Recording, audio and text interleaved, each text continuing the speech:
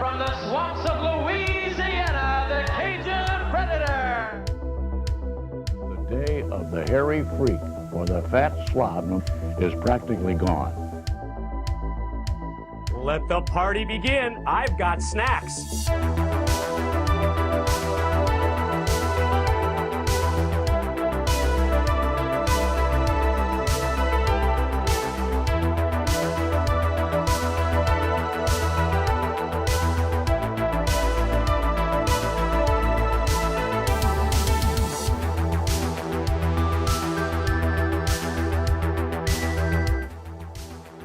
Hey, look at us.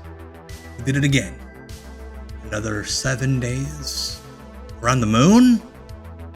I don't know what happened yesterday. Anyway, this is WCW Deep Cuts Live. My name's Tom Green. My stuff's in the thing below my face. Welcome to WCW Deep Cuts Live, where every Tuesday at 9 p.m. Eastern, we get together to watch the quote-unquote forgotten classics, television classics, that is, of World Championship Wrestling. Welcome to everyone in the Erotic Eric Fontaine, the fan club, aka the chat. I see refs as wizards. I see Sir Lawrence. If I can find out anything about the Cajun Predator, I will be doing a short on him, I guarantee you. I see Optimum Vision, Brenticus Maximus. My kids are also in bed. Cajun Jungle Tigre, Soggy Hydrox. Who else is here? Bam Dog is here. I saw the Bam Dog. Welcome everyone. Tonight we'll be watching WCW Saturday Night from April of 1999. We got 2 episodes. We got a jam-packed episode. Hello Scuffle and Hillbilly, glad to have you here up front. Glad to have everybody here. Before we get into the meat of the show, let's look at who is sponsoring the show. Midnight Fowler, thank you. Midnight Fowler's not the sponsor, but he did give me a sub just now. Subs, they give me strength. They're my DECA. I put them in a syringe. I put them in my butt. Snowboy, thank you for the follow. Mucho appreciate. I shouldn't try with other languages. I'm bad at them. I can barely speak English. Anyway, my sponsor is Nitro, the incredible rise and inevitable collapse of Ted Turner's WCW, the expanded edition, with 4 bonus chapters, a new foreword from that saucy minx, Eric Bischoff, dozens of new tidbits, expanded image sections, show formats, and scripts. The stuff that they ripped up during the shows, you could see what they did, as well as over 100 footnotes to the original story. If you've not read Nitro, we talk about it every week. It is, in my opinion, the most well-researched wrestling book of all time. Great book. It doesn't just go, hey, Vince Russo killed WCW, Kevin Nash killed WCW. You get actual, facts, and they talk to people. Anyway, Guy Evans gave me this promo code, WCW Cuts, for 10% off the book. That QR code's going to be up all night. If you'd like to support me with the stream, just use it to go get the book. You get a few bucks off, and I get a few bucks in my PayPal in the morning. So anyway, hey Teo Charm, Kevin Nash, the Yokozuna of WCW. He's always pretty thin, I thought. Anyway, let's get into the show itself. This is from April the 10th, 1999. As always, let me know how the volume is for you and for me. We're starting with the ever so brain dead Rick Steiner. I'm gonna move up the QR code just a little bit. There we go. It's this weekend. It's this Sunday. Spring Stampede 99. The volume is Chef's Kiss. Thank you, Brenticus. How do you... Rick Steiner went to his seamstress. He's like, I want metal dogs. I want hood ornaments on my shoulders. Make that happen. Van is still in the shop. Optimum Vision. Van broke down in the middle of the road. Something's wrong with something or other. We're supposed to get a diagnosis tomorrow, finally. The Macho Man is back This could be like one of 28 people. Spring Stampede from Tacoma, Washington, and the Tacoma Dome. So this is the final episode of WCW Saturday Night with the classic set.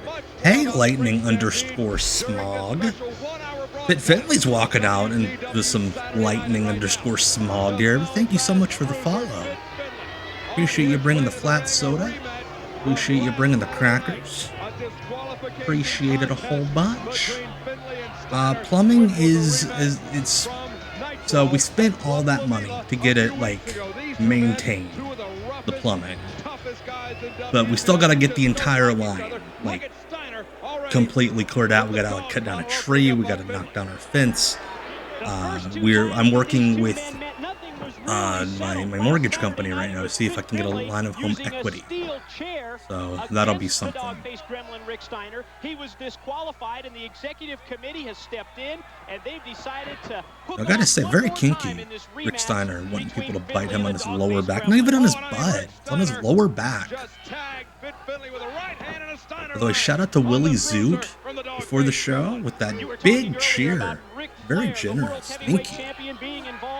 Spring Stampede. How about the pub that Ric Flair This is the point in the Attitude Era of wrestling where wrestlers just stopped caring about rules altogether. Nut shots left and right, choking in front of the ref. Who cares? Who cares? It's the Attitude Era.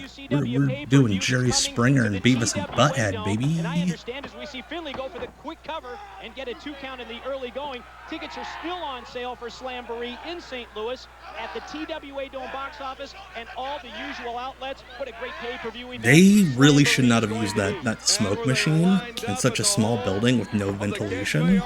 Hey, LJH, good evening. Like, that building is full of smoke. This is a hot box match, apparently. Finlay's not just getting destroyed because, you know, Rick Steiner's a dummy, but apparently he has some respect. Hell yeah, Optimum Vision, taking your meds. I'm going to take mine here in a little bit. Come on, yeah, I see. I see what he's doing now. He's waiting for the smoke to clear so people can actually see him wrestle. Match is a bit too normal for 1999 WCW. Oh, jeez. Oh, yeah, I have morning meds and nighttime meds. Because my brain needs them. It was an alright weekend, Cajun Jungle Tigre. Glad to have you here. Mania was a lot of fun. Hey, CJB Fan 0879, welcome. Thank you for the follow. I believe at this point we're over 800 followers, which I appreciate a whole bunch. Thank you all so much. You know how to make a lad feel special. Come back to WCW, in my opinion, better and stronger than ever, but Finlay was trying to take advantage. Maybe he thought that he has picked up a weakness in Rick Steiner in their previous 2 encounters. Oh yeah, you do that, E-Shot. You do that, Estrogen 69. You do that. Oh. Good luck with that, Bam Dog. I'm pretty mentally unstable myself, so I'm with you there. I thought he was gonna do a body slam on the floor. I mean, there's a mat there. It doesn't look that thick. Across that steel safety rail. Steiner knows that he's got to beat Finlay in the ring. Thank you so much, CBJ fan. Appreciate it. That's the point of the YouTube shorts, is to bring you all here. This is the real fun stuff, where we kick off the footies and talk some real shit. Listen, the only stickers I got, I don't have a punchline to that joke. But hey, if anybody has stickers, use the emojis. Rick Steiner, I think this is 1 year almost to the day that he broke Buff Bagwell's neck with that move. And they couldn't be bothered to cut to that camera. This is a pre-taped show. This was not live. This was taped like 4 or 5 days before it aired. They could have just cut to that camera.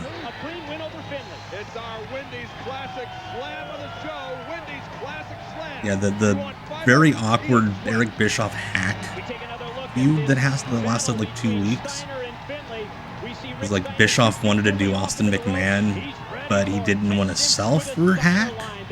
He wanted to be tough guy with Hack. It was weird. I love Wendy's. Very cool, CPJ. Hey, Chili, thank you so much for the kind words on the shorts. Dude, spread the word. Show your coworkers, show your friends, show your relatives. Moms love me. Show your mom me talking about Van Hammer being a dumbass. I remember this episode of Nitro that they're recapping here. I had called into not like the WCW hotline. We had our newspaper had a free hotline, and they had a wrestling section where some dude would just read off shit from the Observer. And like the night before I called, and it's like, oh yeah, WCW's gonna have a new set and brand new look, and I'm like, ah, and then it ended up being that. You should. I would love to hear you and your mom talk about Roid Guts, Renticus.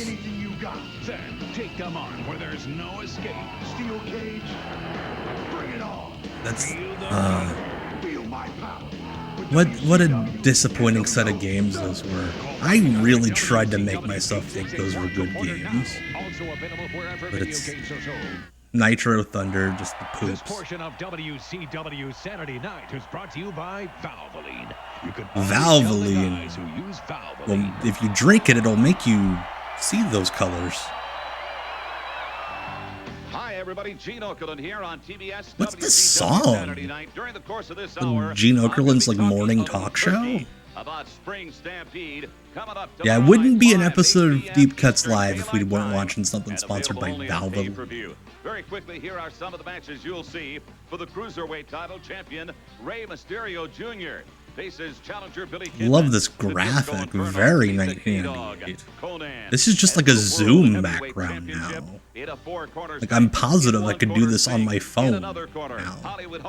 Put myself in a wanted poster.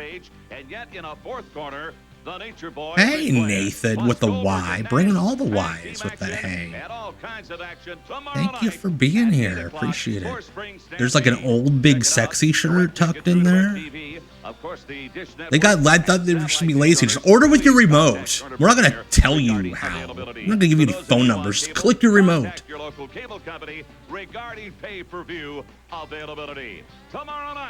Yeah, there were a lot of weird characters. The developers put themselves in those games. They put their kids in the games. This is a weird set. They're just standing in front of a TV. Goldberg and Kevin Nash in a rematch.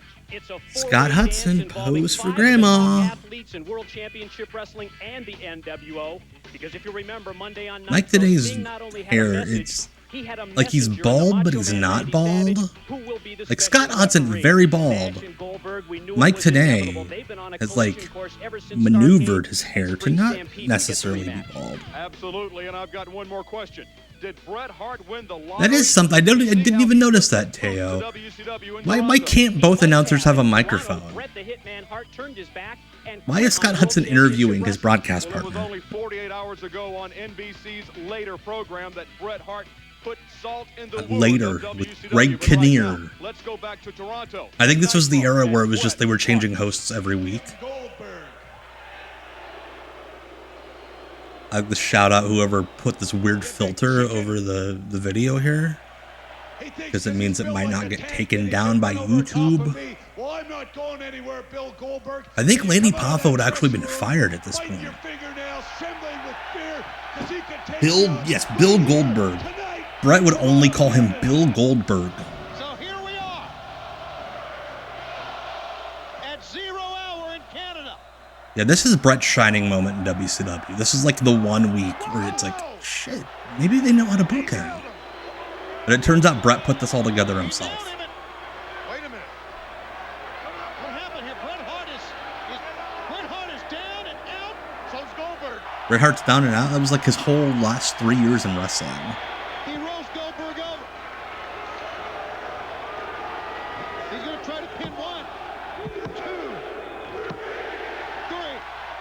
That's not the referee counting, and this doesn't count.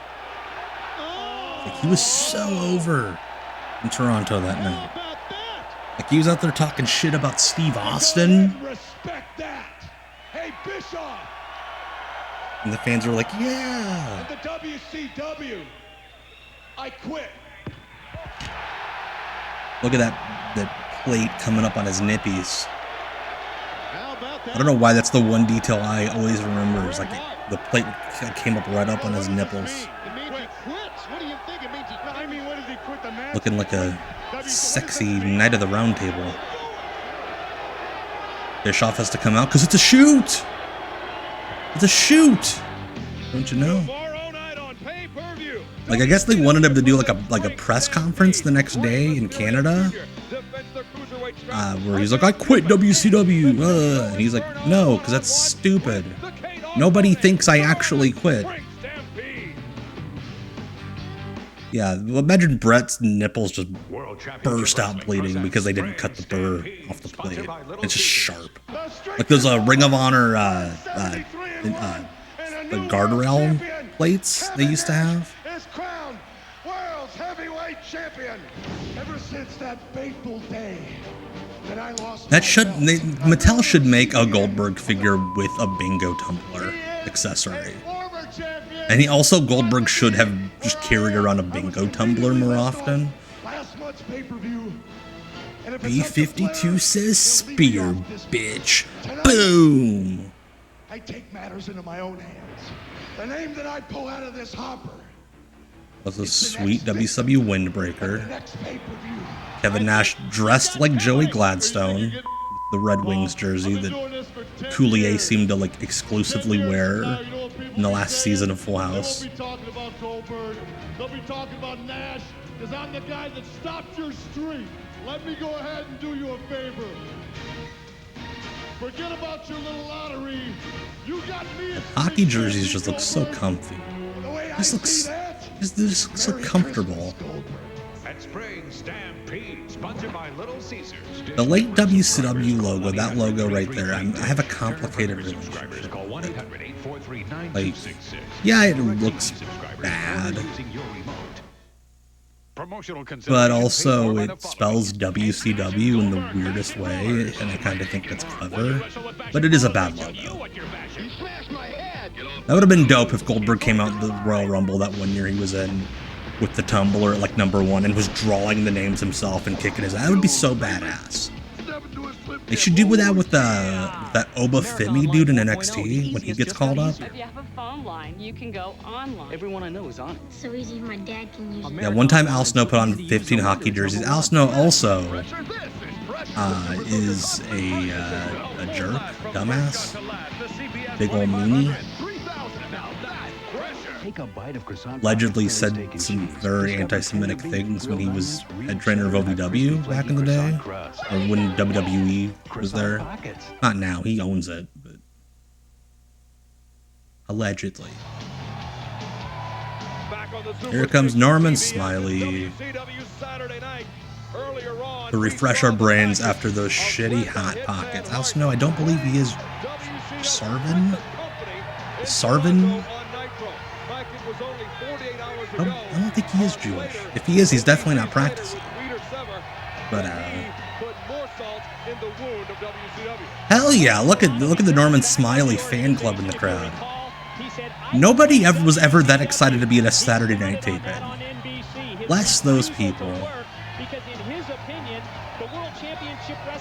Yeah, Al Snow, that scene from that Netflix doc where they're sitting watching Raw, and he's like, "Yeah, this is what's wrong." Fuck you, dude. Like you're running shows in front of like 150 people. That woman was mesmerized by Norman Smiley. Mesmerized. How will this affect the WCW organization? Will World Championship Wrestling officials maybe there we go. Norman Smiley against the Cat. We'll just have to wait and find out. Also, why did they just turn off the lights?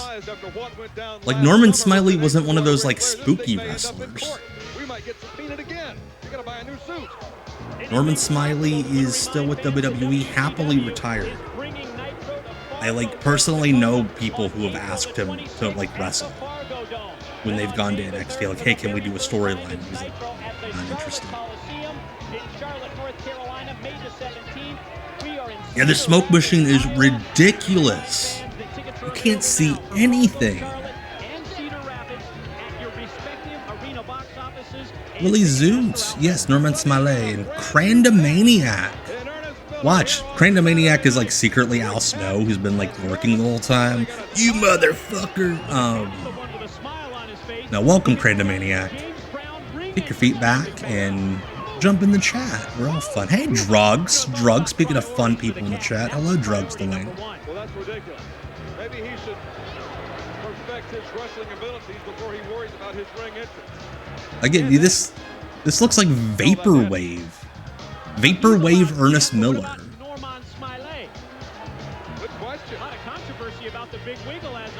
All right, I'm glad. I'm glad to clarify, Crandamaniac, you are not Al Snow. Happy about this. Here we go.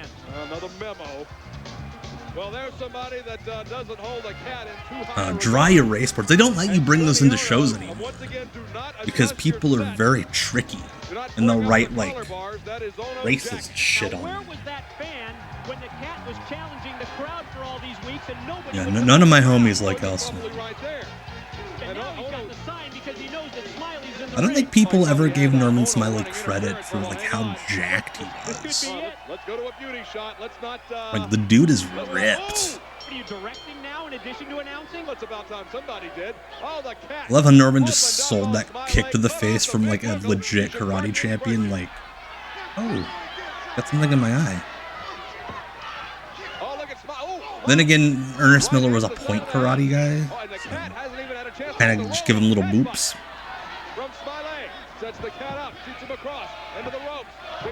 Also, I love how Ernest Miller has been doing this like James Brown, Muhammad Ali gimmick for months now in WCW at this point, and he's still wearing the cheetah print cat jacket from like when he was a good guy. Everybody loves Norman Smiley. He's the opposite of Al Snow. Everybody loves Norman Smiley. I love that family that's just like, we're gonna support you, the cat.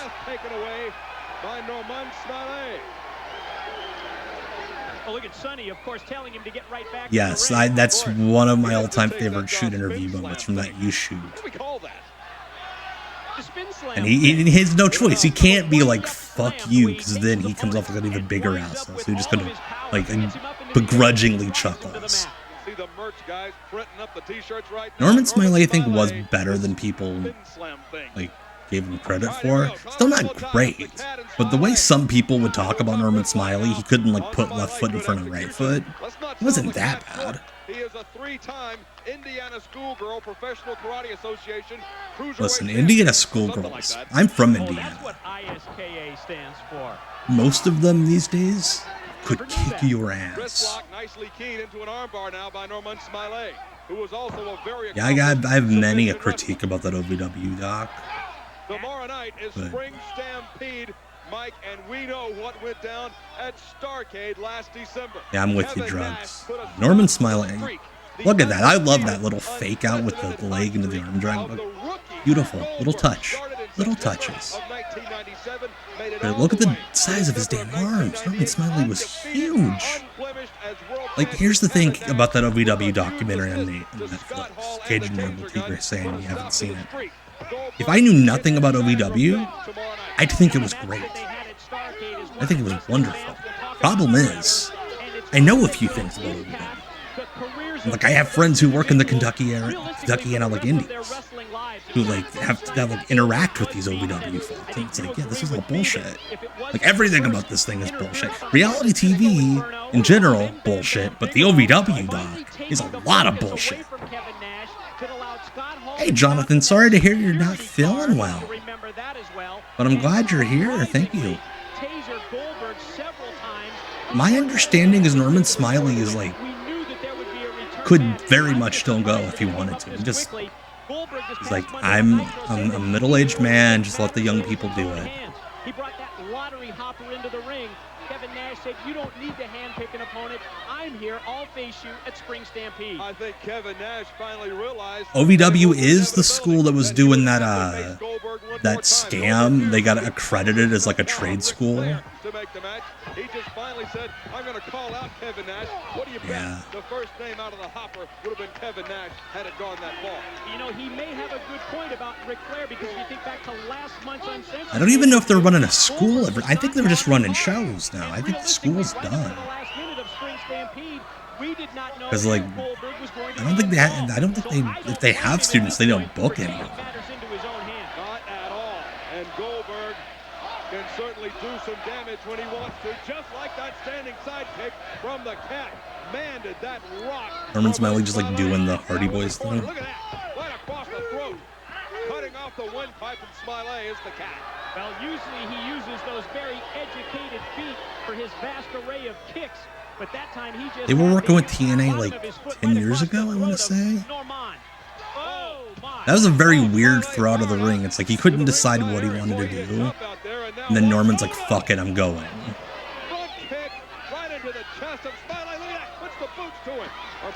That is a giant suit on Sonny Ono. Yeah, educated feet. I imagine that's a Jim Ross-ism that everybody just started using. Because that's how a lot of like wrestling commentary terminology has been the last 20 years, 30 years even.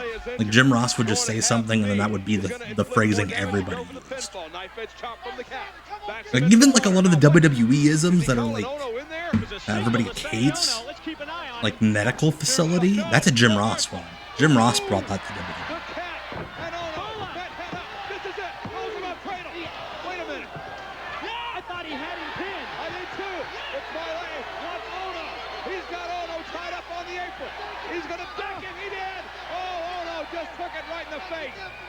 Oh, I don't think you could say that on television, Scott.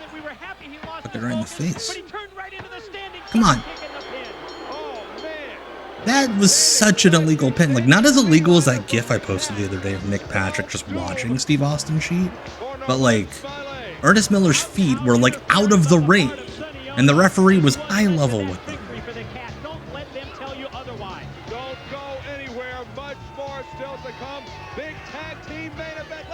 A martial arts kick. Athlete was slang for black person for JR. The fuck is... Oh, it's a Spring Stampede commercial. They should have had the Nitro Girls do more line dancing.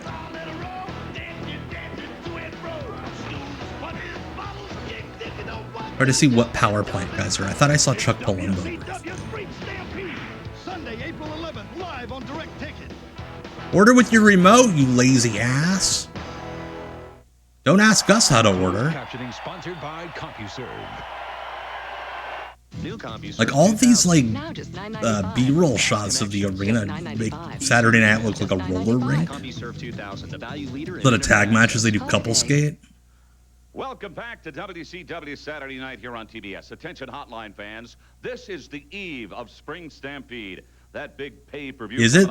That's like they've said it like 9 times. Back in the locker room area. Rampant? I'll share that talk, that conversation with you tonight during my exclusive hotline report. Spring Stampede tomorrow night. Big event, and a lot is happening that you don't see or hear about. Plus, spring is in the air, and apparently so is love. Gene does look cheap. And knowing Gene, he is. However, I will tell all tonight here again. Listen, I'm not going to tell you guys who's fucking around on who. Downfall of another wrestling organization, and all of the news that is worth reporting tonight. I imagine that was like just like indie in like South Dakota. $9900, $1.69 a minute. Kids, get your parents' permission. Big old Pete's Championship Wrestling stopped running. All right, Drugs, take her easy. Have a good night, Drugs. It does not say this. What is going on? Whose music is this? Oh God.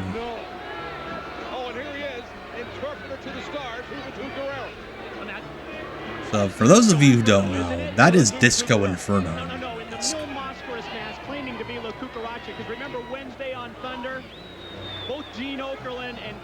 this was the point where he was feuding with Konnan, where he was like superimposing himself over the music video.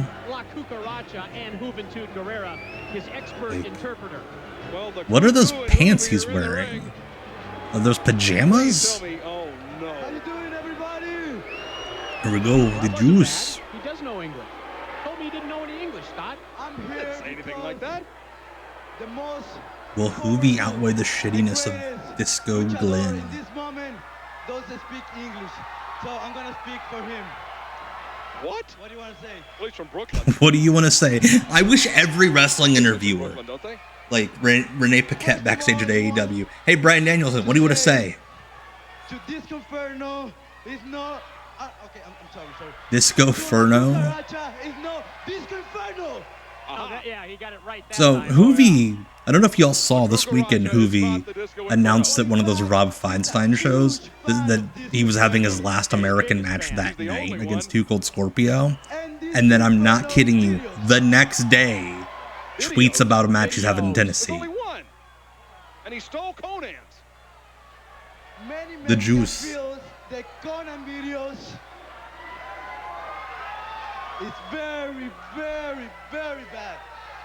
Well, that's bad. Well, it's not as bad as this interpretation. Yeah, Hoovy rules. The Spring Stampede, the next pay-per-view. Were Mil Mascaras' like masks that long, like down to his shoulders? I never realized that. Yeah, Feinstein's running like these battleground shows at the ECW arena. He ran like 10 shows last weekend. Kick Konnan booties.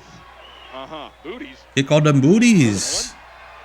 And after that, he should be retired. You should be We retired. get subtitles for this. I hope.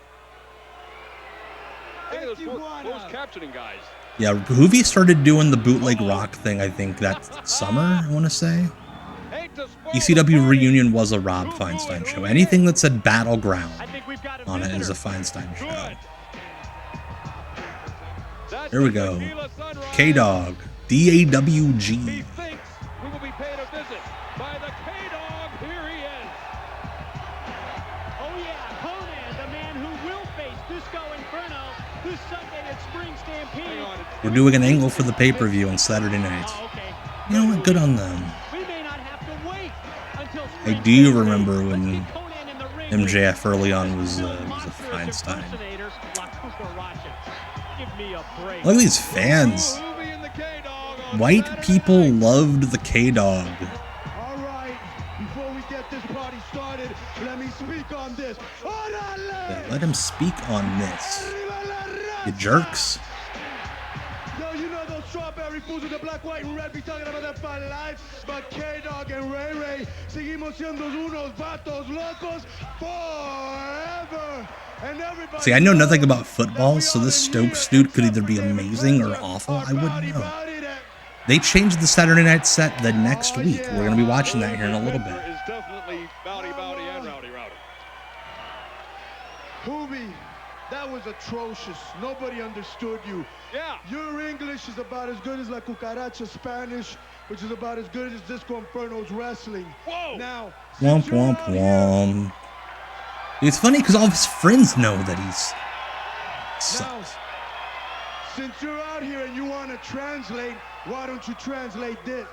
I do remember Rick Feinberg. He was also Dr. Chung in Chikara. Universal language. I understood that. So did One of the, and La Cucaracha, a.k.a. the Disco Inferno. there was like an early Chikara like thing where Quack went online and said that Dr. Chung got signed by WWE. On Saturday night, ducks the clothesline, Cucaracha into the gut. Like a joke. Oh, neckbreaker on But like nobody understood it, so people just reported that Rick Feinberg got signed.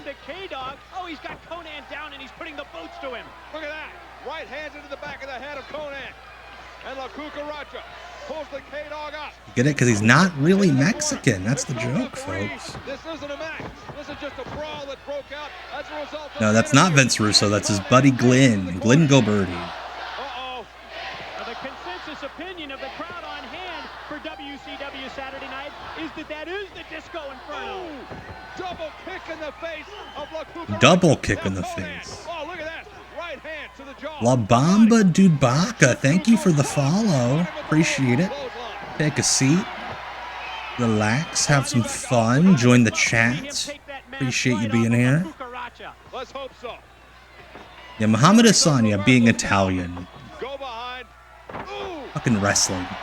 A version of the last. Hey, Adam. I think it was Mansoor who told the story about like his dad when he was a kid went to a show at like an indie show in Florida, and there was like a sheik doing like the generic sheik type thing, and his dad walked up to the guy after the show like, why are you making our people look like this? And the guy goes, our people? I'm Native American. That's how wrestling used to be. Oh, that's the match. We saw a little preview tonight, but nothing was really said. You bringing that up, Masteel, reminds me. I know a couple people that are looking for it. We can't find it. There's a Fox News segment from around this time where they have Tommy Dreamer and somebody else from ECW on, and the Fox News hosts are like, hey, here's some popular wrestling catchphrases, and one of them is, he looks at Tommy Dreamer dead in the eyes and says, I'm going to toss your salad and peel your potatoes. Following men will meet for the WCW World Heavyweight title in a 4 corners match. The rules are simple. First man to throw his opponent on the surface of the sun wins. Yeah. Hell yeah, La Bamba Dubaka. Glad to see you in the chat.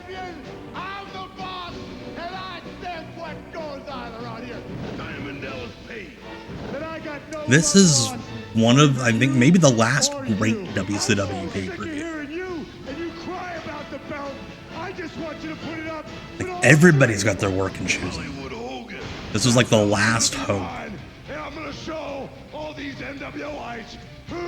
Like, that 4-way's even really good. I'm gonna leave with my World Heavyweight title in the man they call Sting. It's Sting! It's Sting! What's he pointing to? What is he pointing to? Pointing at a screen. Pointing up in that corner there. What's it all about? Like, the way they set it up where Sting points on the screen and then Randy Savage reads the copy. Like, it made it look like Sting got to assign the referee for the match. Really weird. Hey, Dreamcast Ultra, I miss WCW too. That's why I do this.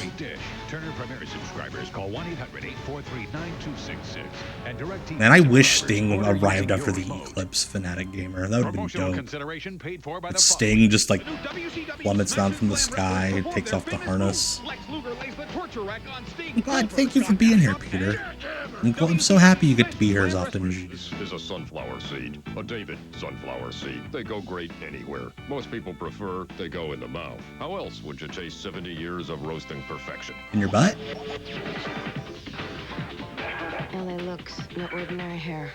Ooh. Ordinary hold. Brian's not here this week, but we had a shampoo commercial. A garbage disposal. The Toy Biz figs I'm split on. I feel like they look really good, but like as a kid, it was like they weren't the most fun to play with. Ah, the memories. Hey, no mercy. Yeah, that last Nitro was a bummer. And like if you look at the ratings that night, there are millions of people that just turned off their TVs after Nitro ended.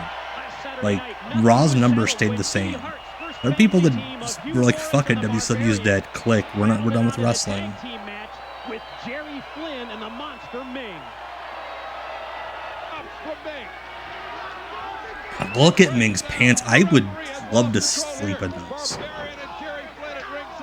I'm sure somebody's gonna clip that now and make it sound weird. Those are very comfortable looking pants. Like, those look like cool pajamas. All 4 men battling on the floor. Jimmy Hart's the only man in the ring. What's wrong with this picture? Well, he's not legal. Barbarian and me are Jerry Flynn. This is when he shaved the mullet and got real serious. I'm not sure which layer drill you're thinking of, Tandy. Well, the question is, will they be able to make Ming and Barbarian Fanatic Gamer were not partners at this point. They had split up. They were enemies. disqualification rules. And Here's the thing about television back in the day, Sir Lawrence. This show still did over 1 million people, 1 million viewers. A lot more people watch like cable TV than they do now, in general. Yes, Jerry Flynn's block ruled, because like Russo, you can tell, watched Fight Club. He didn't like learn anything from it. He just thought it looked cool when they got into fights. Barbarian's the best Dynamic gamer. I'm glad people like realize now that he was great, because back in the day, people dumped all over the Barbarian because he didn't like do flips or something. I don't know. But Barbarian rules. Ming got to keep the Dungeon of Doom music in the divorce.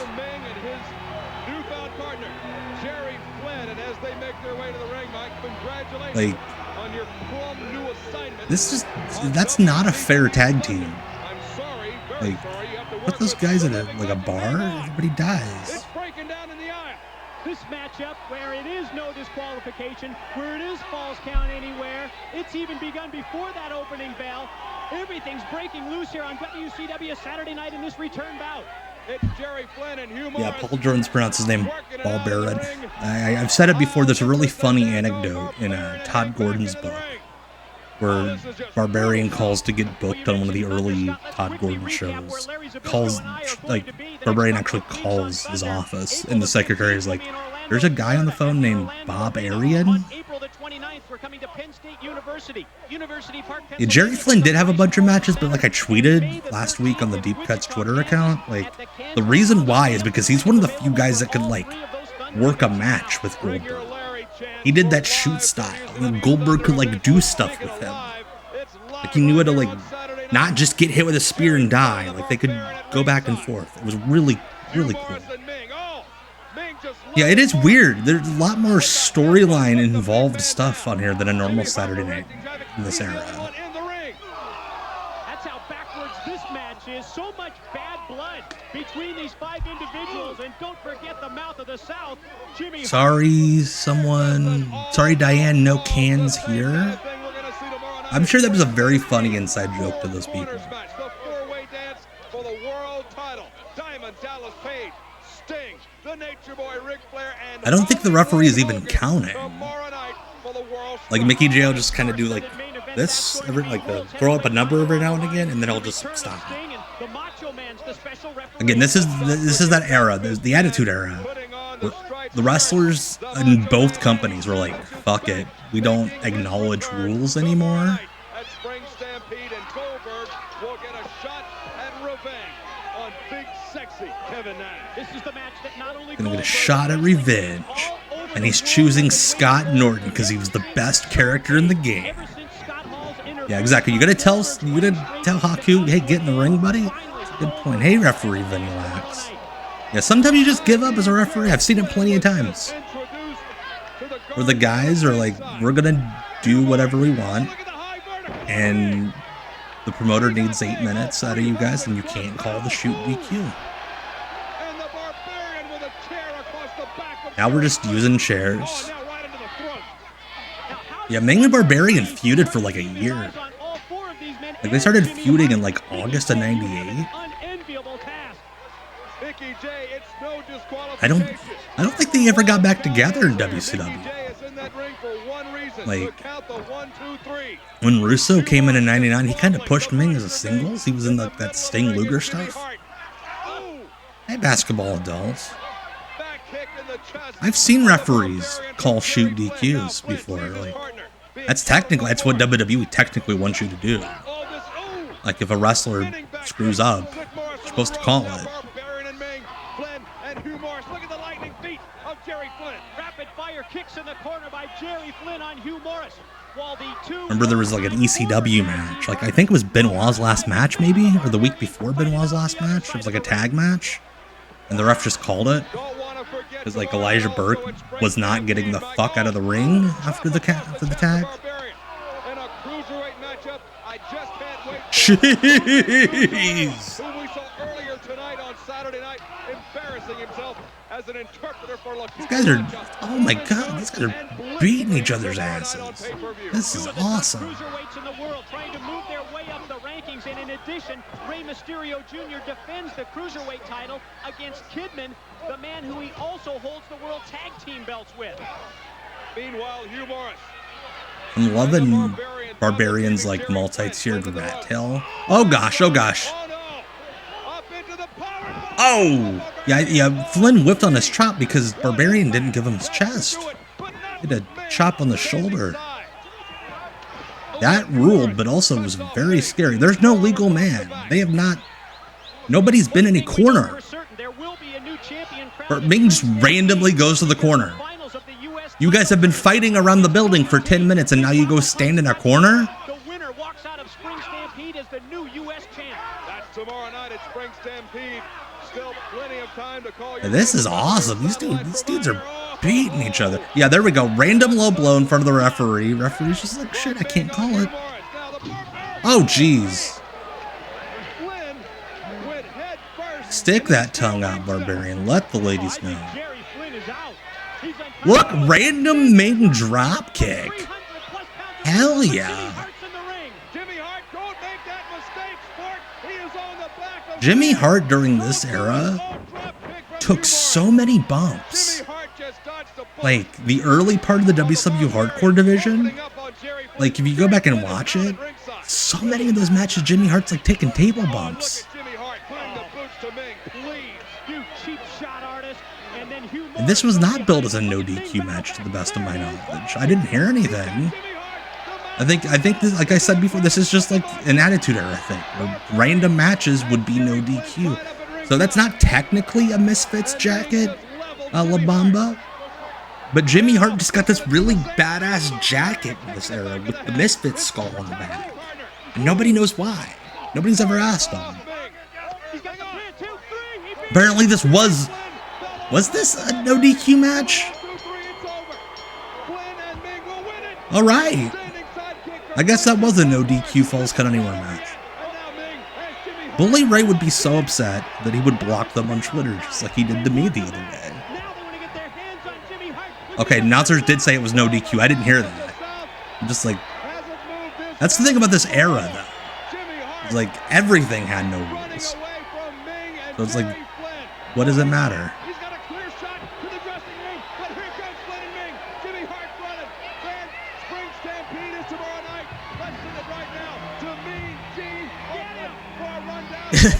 What a rib. They wouldn't open the door for him.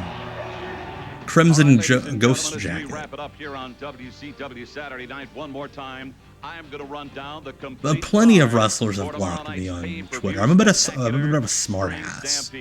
Remember, that's tomorrow night, 8 p.m. Eastern Daylight Time. This song is like morning. Good morning with Mean Gene.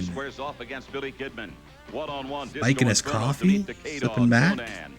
Gonna tell you the weather. World Heavyweight title.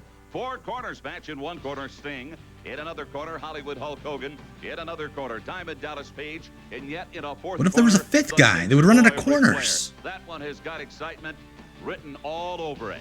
Plus one-on-one Goldberg to knock. Yeah, Ryback. Big sexy. I've never interacted with Ryback. He's blocked the Deep Cuts account, and I don't know why. Also, Bam Bigelow to meet Hack. My personal account he hasn't blocked, but plus on this the Deep Cuts account Ryback blocked. Is meeting Blitzkrieg from the Cruiserweight division. Gene's not just phoning this in; he's phoning this in from the bar. Ladies and gentlemen, one that you will not want to miss. Here's what you need to do: make the appropriate telephone call. The appropriate telephone call. We've been over this before, guys. You can check us out. You've been creepy with all of these phone operators. Contact our friends at Turner Premier or call your local cable company right now regarding pay-per-view availability.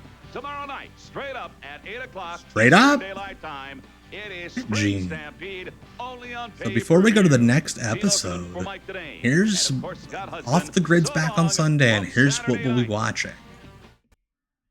I have recently been submerged with letters from fans such as Brian Sherrard of Wichita, Kansas, Stacy Lau of Eastlake, Ohio, along with millions of others.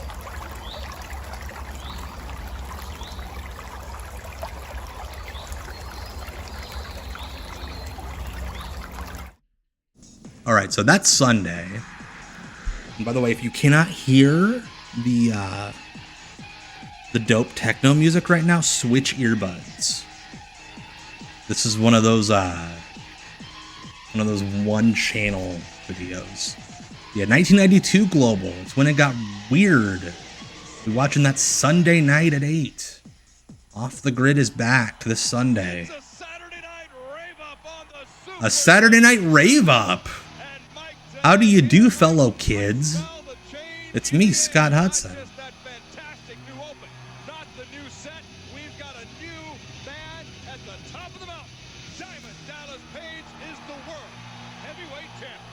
Here we go. We got Vampiro. We got sexy, ripped, oiled up El Vampiro. The vampire, not just vampire. He's the vampire. Got a tan. And imagine Bobby Heenan on Molly.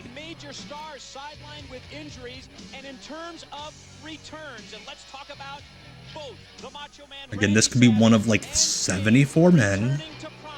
Who the fuck is that? Is that Bobby Blaze? That is Bobby Blaze. Dressed up like a Hardy Boy. For some reason. Looking more like Michael Hayes. Yeah, I saw that AAA was live streaming their TV show on YouTube after WrestleMania Sunday. So like the big Cody Rhodes climax, and then I clicked on that and it's like Vampiro standing in the ring pretending to cry because he's retiring. Yes, El Vampiro and Spanish is the Vampiro. Bobby Blaze's mullet. Oh god, that looked sketchy. And for those of you who don't know, Vampiro not trained as a wrestler. He was trained just enough to do some lucha. Never learned how to bump. Like, that's not a joke. He has talked about how he was never trained to bump. Oh, what the fuck was that? But bird's nest on Bobby Blaze's head. Oh gosh. Yeah, if those are his street clothes. He is wearing Nikes and like socks. Yeah, he's like doing the Hardy Boys thing, but he's like, these jeans aren't baggy enough. We need to get some tight ones. Vampiro just doing crowd dives on Saturday night. EC Dub. He now is sidelined with an injury, and I believe, even though the NWO Red and Black is not giving us too much information, that injury occurred Monday at Nitro. Is it that white-haired dude from Mickey Mouse Club in the front row? MMC? Oh, that looked sketchy as hell. I do not know what that was. I do not know who was doing the move. But somebody likely got hurt. Yeah, Bobby Blaze absolutely got that shirt from Hot Topic. Yeah, Bobby Blaze here is probably like early 30s, and he looks no younger than 45.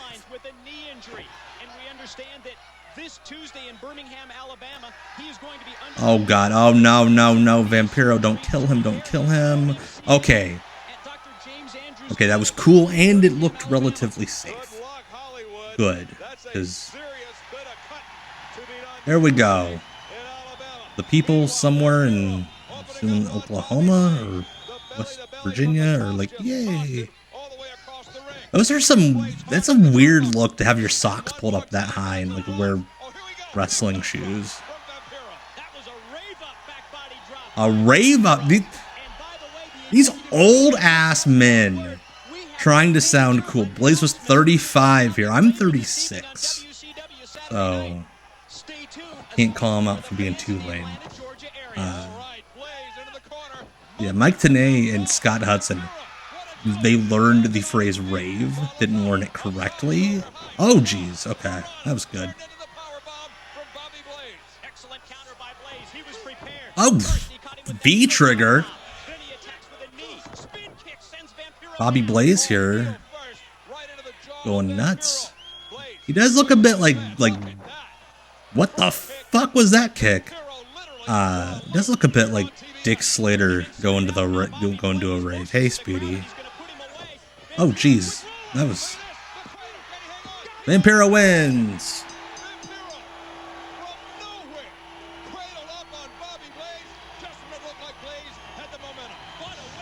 Right, Vampiro gets the win. Everybody here in whatever small town this is going crazy for El Vampiro. Doing the Chris Jericho thing, which is funny because him and Jericho fucking hate each other. Running this old ass house show commercial from like 1997. Alright, Adam, have a good night. Hope work goes quick. Have a good one. You gotta make Bobby Blaze look strong. The Von Braun Civic Center still hosting shows, I believe. Bobby Blaze is a podcast guy today. I've never listened to him, so I'm not sure what his prerogative is. But yeah, he's a podcast guy. He's written some books about his time in wrestling. Because when I think of cool raves, I think Mike Tenay and Scott Hudson and their Biz Cash.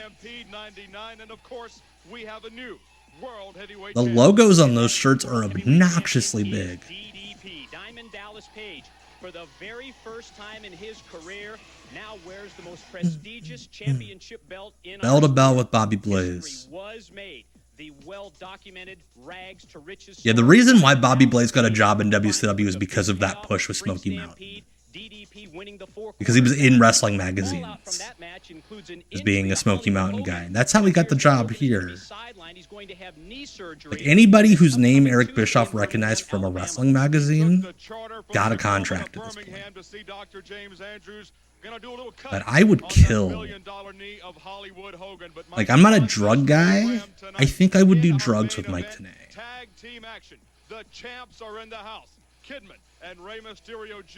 Yeah, kidding. Mike Tenay doesn't have a microphone. God, if Mike Tenay should have brought snacks. Yeah, Mike Tenay, what a nerd. I love him. You know what goes down when WCW comes to Atlanta. You know what's coming. You know what goes down. See you later on, right here on WCW Saturday Night. Look at Mike. Oh, more Disco Inferno, just what we need.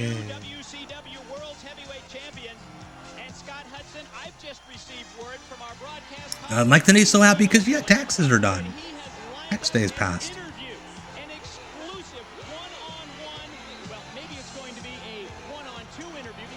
Don't fever.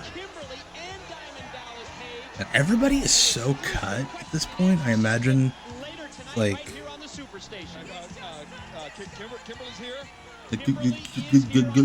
get it? I'm a horny man. Swing a mean steel chair. Ask Scott Steiner. Please, I'm telling you. Talk about your potato cakes. Kimberly opened up Big Papa Pump. Oh, I thought he was calling Kimberly a potato cake. I'm like, what the fuck? Hit him. Kimberly is here on the all-new WCW. The all-new Saturday Night. I'll be right back. Right here on the Superstation on Thunder. God, Hudson's gonna go masturbate. Disco Inferno is sitting on his bed with a gamer headset, recording podcasts with Konnan these days, keeping it 100. Bad Barry Horwitz. The Disco was yoked. I love. Barry did this. A few other wrestlers did this. They would have the suspenders hooked onto their trunks. And it ruled. Such a good look. I love pro wrestling. Because I bleed garnet and gold from Florida State, but it is nice. I don't forget my allegiances for 3 hours. Also, this is like such like a metal entrance song for Barry Horwitz coming out to like was it Iron Maiden ripoff? Yeah, Tommy Dreamer wore the long pants with the suspenders. Also very good wrestling. That would be this time. So Barry Horwitz was working at Walmart at this time? I mean, I'm not doubting it. Surprised he wasn't making a full-time wage with how much WCW was paying everybody. Disco works the door at a strip club in Vegas. I think the Spearmint?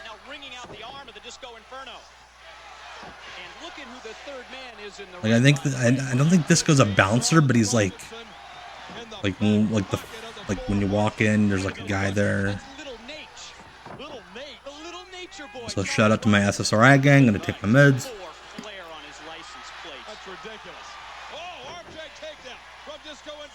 These people are hot for these arm drags. Concierge, that's the word I was looking for, Space Ghost. Walmart creator. God. Why are you gathering shopping carts, Glenn? Don't ask. Brought to you by 10-10-220. May 11th, Charles Robinson will step into the ring. Ooh. Kind of got him with that bionic elbow. The beautiful valet of Randy Savage. I'm corrected, Mike. It's May 9th, not May 11th. Boink. And it is May the 9th. It's going to be the professional. I'm a mark for when somebody does a low blow and then the other guy like sells it to mock him. I always think that's a good thing. That being said, comic drop is not a nut shot, it's a butt shot. Sell it on your butthole.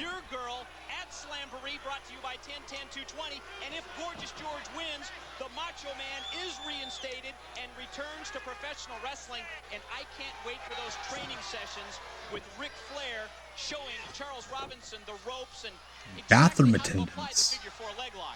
You don't see a lot of those anymore. At least maybe I don't. Maybe I'm just not frequenting high class places. Oh, backdrop from Horwitz on Disco Inferno.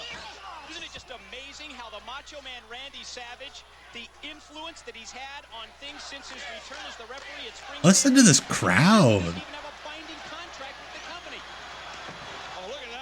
Crowd's loving Disco Glenn.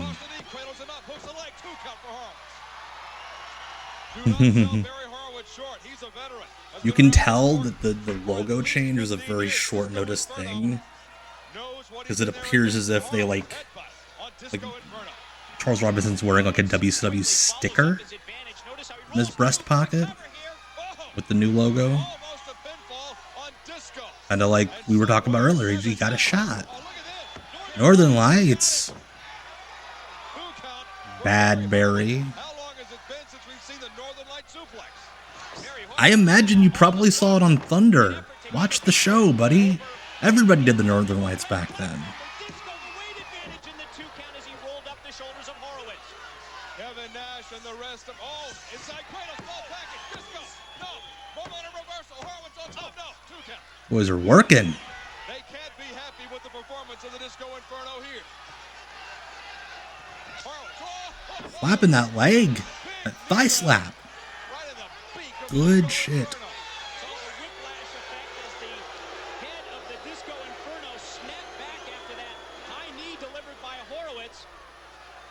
He's got Disco in trouble. Disco still reeling from what went down at Spring Stampede with Konnan. Those lifters.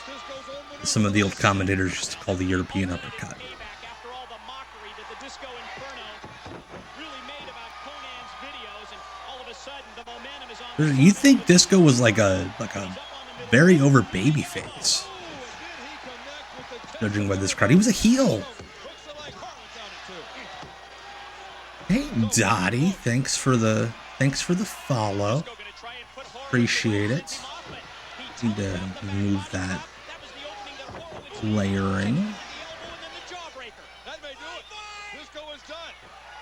I can actually see who's following me. Thank you so much for the follow. Appreciate it. Oh, there we go. There's that thing that Disco did.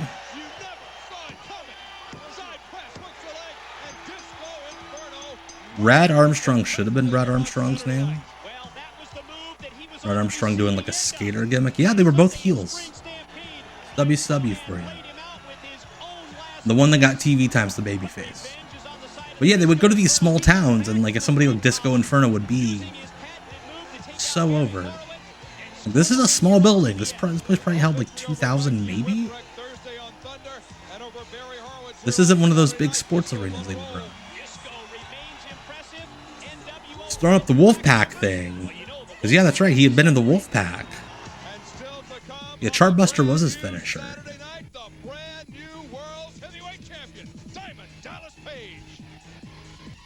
All my homies go to the club and grind to DDP. Welcome back to more WCW Saturday Night here on TBS. At least they updated the shirts. While new talent is arriving here. Nude talent? With a few old names returning to the nest. Are they nude because they left their shirts there? This past week, Pink slipped a considerable number of their staff. Something we can't talk about on the air. Yeah, so this, I think WWF had like fired like Public Enemy, and like I think this is the point where they fired the Blue Meanie, and then like there was an online petition to rehire him, so they gave him a developmental deal to stay. Throughout the wrestling world tonight on the hotline right on up until midnight. Pick up the phone right now. Give me a call at 1-900-909. That font color does not work for that graphic. 909-9900. It's $1.69 a minute, kids. Get your It's $1.69 a minute. Hotline right now. Big Saturday night underway. They had raised the price on the hotline at that point. Hey, Brahavan. Welcome. The king of the cruiserweight hill remains Rey Mysterio. Yeah, that was some ugly, ugly font coloring. This is maybe Evan Courageous? Yes, it is Evan Courageous. Wearing shades? Because he's a heel.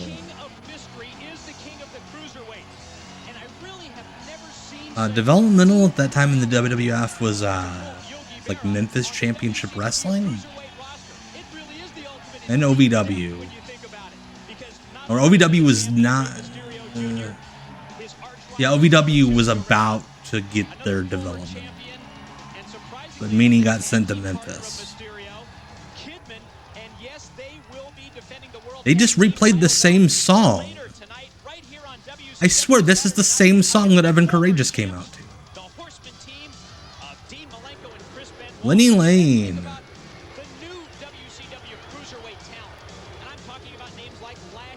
Yeah, Kurt Angle was in Memphis. He got called up in November of that year. Yeah, Meanie lost all the weight. He did an angle with Dustin Diamond in Memphis. Teamed up with Jim Neidhart. Like, it's a fever dream.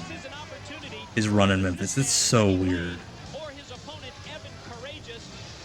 Vic Grimes was there.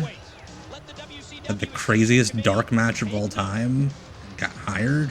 Lenny Lane and Evan Courageous gonna tie it up on a brand new Saturday night. And I'm really torn, Mike.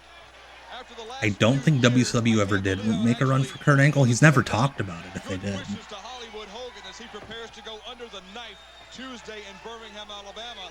But I gotta Look at those sideburns on Lenny. Hollywood Hogan has meant to this great sport that I love. What? I don't want to see the man go out like that. Okay, Evan. And the other thing is, I have to question That was a spot. sincerity of Diamond Dallas Page. You saw the match at Spring Stampede. Yes. You saw Boink. DDP take Hogan's knee, wrap it around that steel post. Oh, that looks shifty. And gets a 2 count here in the early 1, going 2. against Lenny Lane. And then for DDP to come out on Nitro and to talk about how he wished that Hogan was a part of that. The guy in the yellow is Lenny Lane. The world's heavyweight title. I'm not really This sure is that DDP is shooting a straight little with bit this. before he got his push with Lodi. Hollywood Hogan in the match. He wouldn't have wrapped him around that corner post. But we've seen the World Heavyweight Championship do that to the best of professional wrestlers. And Diamond Dallas Page would just be the latest. Lenny sucks. Lenny That sucks. has absolutely alienated all of his former friends. I see that happening to Diamond Dallas Page. And at Slamboree, brought to you by 10-10-220, DDP defends against Kevin Nash. And what a matchup that's going to be. This is something that Kevin Nash has obviously been working on for several weeks, trying to position That weird cruiserweight do-si-do that like everybody would do back then, where they would just reverse wrist locks. And it seems like those backroom Funny you bring up Chris Jericho. recently learned, because a little bit before this, Lenny Lane did a gimmick where he was like a Jericho lookalike at an angle. And I guess what happened was him and Jericho both failed drug tests and had to go to like anti-drug classes or whatever. They just played like a VHS tape from the 50s, like a classroom. But like Lenny pitched him on that angle. And so like because Lenny Lane failed a drug test, he got to pitch an angle that got on TV. Like great career advancement. What the fuck was that?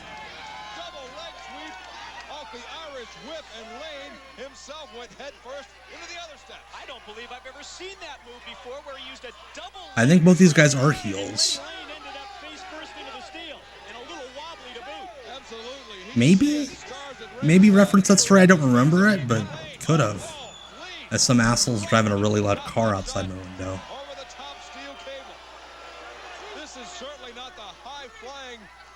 I feeling a drug test in WCW was funny. Alright, that's a thing. He pinned him. The way he pinned Evan Karagias, his foot was underneath Evan's shoulder. So he was causing Evan's shoulder to not be able to be pinned.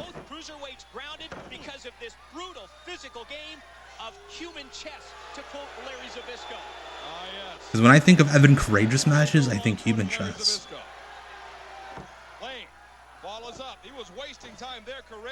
Okay, yeah, like I said, he could have talked about it. I don't remember it, but I'm not doubting you. Incident 73. Failing a WCW drug test is bullying.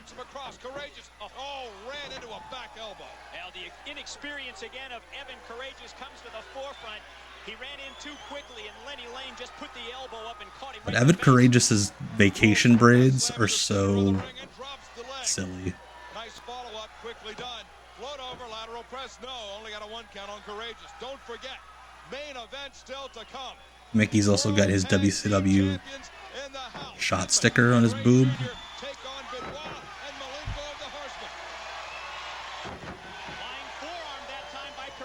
Hello, Jade. Was it Jade Kick? Something or other? I couldn't quite tell, but hey, welcome. Thank you so much for following. Kick back, relax, enjoy.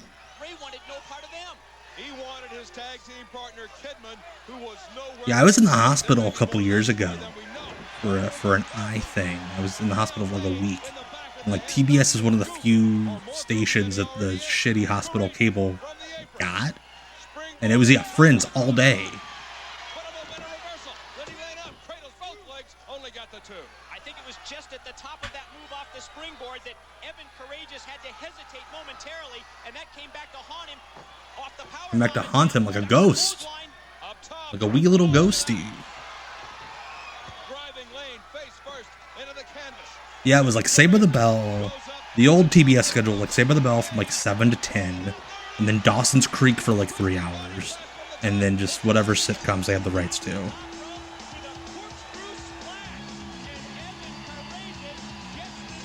Losing to Evan Karagias at that point, sad.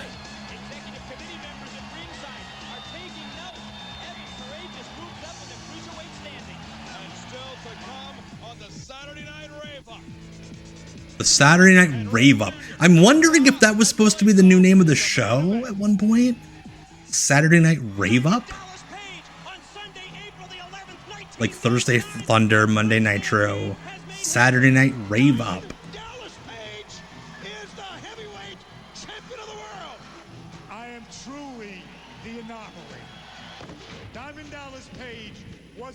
I'm sure DDP had that trademarked at some point.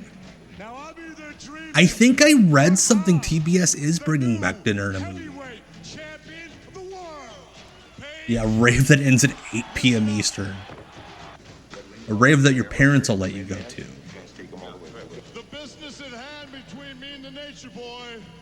Oh, look at Hogan here. If he walked out of Nitro that night with the Hey, is it Triple Andre? I believe that is. Welcome. Thank you so much. Triple Andre. Appreciate the follow. The two wrestlers in that match, Lenny Lane lost to Evan Karagias. I'm calling the shots. And you want to know why? Because I'm the new heavyweight champion of the world. And apparently I am followed around by this weird blue ghost. You're going to pay the price. At WCW Slamboree, sponsored by 10-10-220, gosh. Make appropriate phone calls to the cable company with 10-10-220. Alright, so I missed your message a moment ago, Nathan. This is the episode the week after. Yeah, this is right after Spring Stampede. Apologies, Nathan. I missed that a few minutes ago. Jackhammer.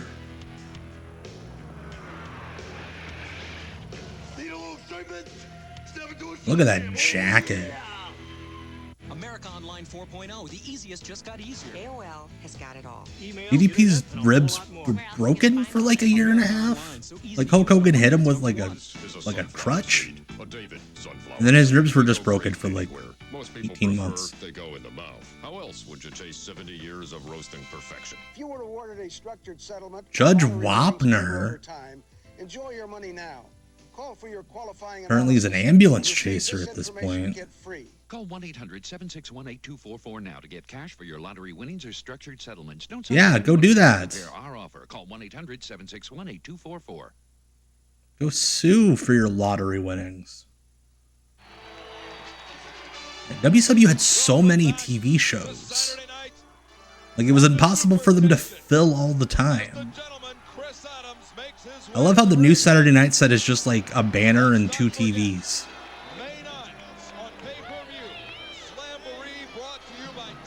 Chris Adams in his reverse Sgt. Pepper jacket. All right, LJH, have a good night. Thank you for coming out. We'll see you next time. Appreciate it.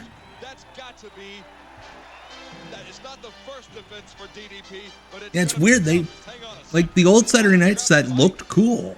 It still looked cool. It's like, oh, we got to make a change, so let's put up some flat screens.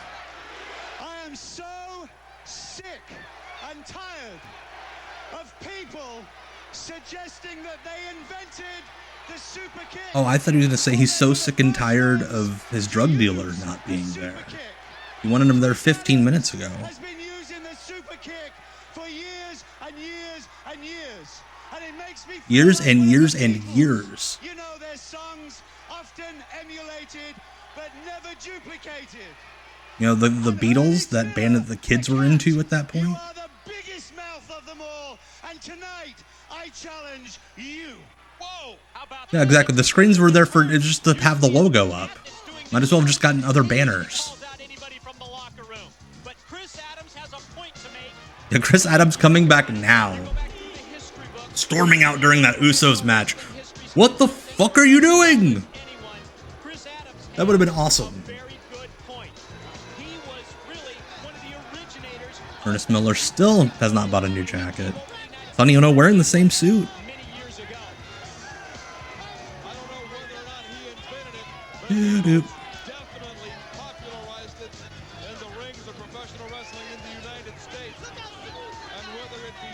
Imagine having this guy as your karate instructor. Taking your kids to learn Kimpo from him.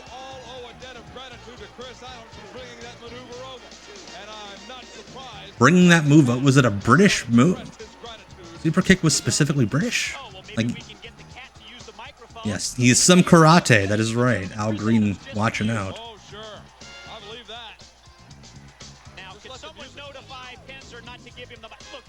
Damn straight basketball adult. Julie the Cat Gaffney forever. Yeah, that Bischoff's kids karate instructor. Hey, you know what, man? Hell of a way to bonus them. 3 years and 8 days. I'll bite. So I'm gonna show you why I'm the greatest. I'm gonna beat you in front of all these stupid fans. Yeah, it's Sonny Ono. At that point, they stopped putting him with Japanese wrestlers, and Put him with the cat. In the year 2002, great. Sign me up. Let's see if Chris Adams can back up his word. Yeah, double heel match. What is wrong with just booking a good guy against a bad guy? Jeez.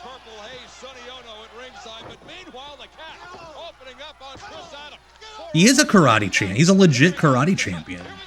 Fuggy Hadrex. He's like a... I don't know if he's a 3-time world karate champion, but he's legit. Yeah, imagine Petey Williams coming out on like Raw this week. A Canadian Destroyer. I brought that move over the border. Yeah, Sonny Ono was at a Squared Circle Expo with Ultimo Dragon. And Tajiri and fucking Jushin Liger.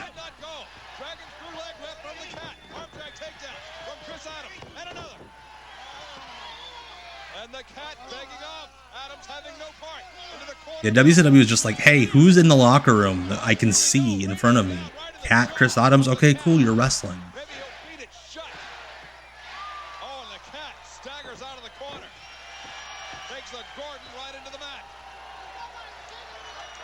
Listen to Sonny Ono at ringside, not only cheerleading the Cat, but also trying to distract the referee, Johnny Boone.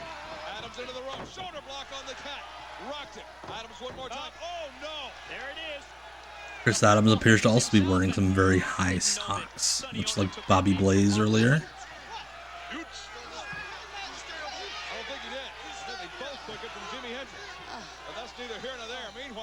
Oh, hey, Hoodie Harrelson. Yes, I did see that poster. It's like an alien invasion movie. Some, like, money dude in Georgia shot. It's like Haku, there's Zabisco, Stan Hansen's in it, DDP's in it, Ernest Miller's in it. Yeah, Anna Jay and Julia Hart have, like, background, like, extra roles. Because they used all the Nightmare Factory students as extras. Like, the poster has, like, Haku, like, holding a shotgun.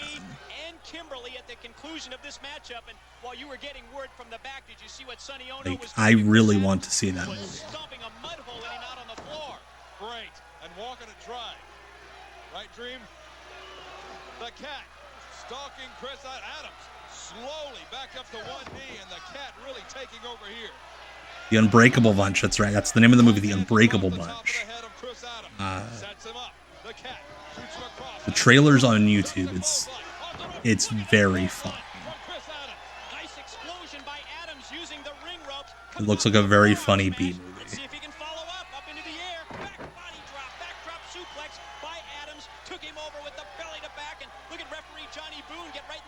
I don't know if Stan could throw a lariat still, but I bet he would try.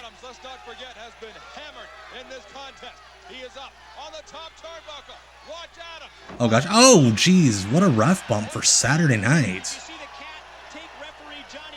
Again, this is the Attitude Era. We're just doing ref bumps every match. Super kick, there we go. And we have to do a visual fall since Chris Adams can't look weak. We have to protect Chris Adams.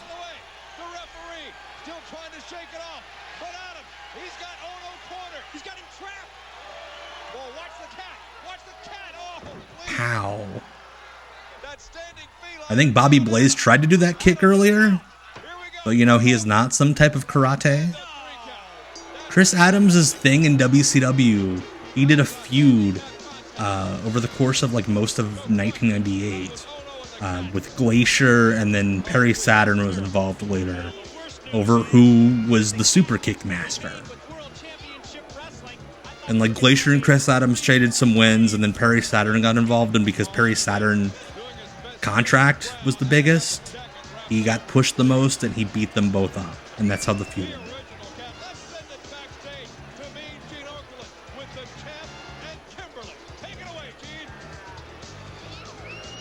At this interview that was totally taped at the show. Saturday night, and it's my pleasure to welcome to you the brand new WCW World Heavyweight Champ, Diamond Dallas Page, and welcome back to Kimberly, champ. DDP loved the Three Stooges. Classiest woman on this planet, my wife Kimberly, is back at my side where she belongs. He had more novelty Three Stooges shirts than anybody I can think of. You talk about the total package. This is it. Got her mask. DDP should have wrestled that indie guy that went viral a while ago for doing the Three Stooges gimmick. By the way, Kimberly, you are looking That would have been a very fun fine. Welcome match. back. Thank you, Gene. You look great too. Eye poke, spin around, diamond cutter. Business. Out of the frying pan into the fire. You're not going to bask in the sunlight long. This title will be on the line at Slamboree. Brought to you by 1010-220. Big Sexy Kevin Nash. Don't you feel stupid calling him Big Sexy? Of course I do, but that's what he calls himself. Have your own mind, Gene. Here's the deal. You know, DDP thought about that line for weeks. This is the impossible. Like I said before, the anomaly. It wasn't supposed to happen. Well, it did, and I got it. And you know what, Nash? I didn't care if it was for 24 minutes and I lost it again. Bottom line is I got it. But right now, That's the rumor, Sir Lawrence. I'm going to go allegedly. Allegedly, they might have been DDP and Bischoff playing some tag team in the bedroom. Welcome back. Allegedly. Diamond Dallas Page, big title defense against the Big Sexy Kevin Nash. Stay tuned. We've got more after this. DDP and The Rock feuding would have been something. I think it would have been a lot weirder than because Rock seems like a go out there and feel it type of guy, and DDP definitely was not that. Again, another like Zoom background filter thing. Another like TikTok filter for a pay-per-view promo aesthetic. And Scott, that World's Heavyweight title match will be upcoming at Slamboree, brought to you by Mike Tenay, very intense. Scott, that match will be happening at Slamboree. Also, who brought these brownies? They're great. They really broke into the sport together. Former tag team partners, and don't forget, Kevin Nash. I would say Spring Stampede's the last good WCW pay-per-view. I don't remember Slamboree being. I remember Slamboree had the I think the three-way tag match that was really good. I don't remember a whole lot else from Slamboree that was like, oh my god, great. Atlanta, Georgia is going to rock and roll at the Georgia Dome. Tickets go on sale for a huge Nitro event coming up in the summer. In the summer of '99, WCW had some terrible pay-per-views. You mentioned to circle your calendars for the on sale. Don't forget about the date of the live event because it's going to be Monday Nitro at the Georgia Dome. Also, Mike Tenay is clearly standing on a box. Scott Hudson's like 6'4". He's very tall. Mike Tenay is not nearly that big. And definitely not taller than Scott Hudson. Like, why is Mike Tenay standing on a box? He's scared because he's up so high. Brought stacks. Love that. I love that, Cage Tigre. I love that. He brought stacks. I think Mike Tenay didn't get a shot in WWE because he didn't want one. I think they wanted to bring him in. This match was dope.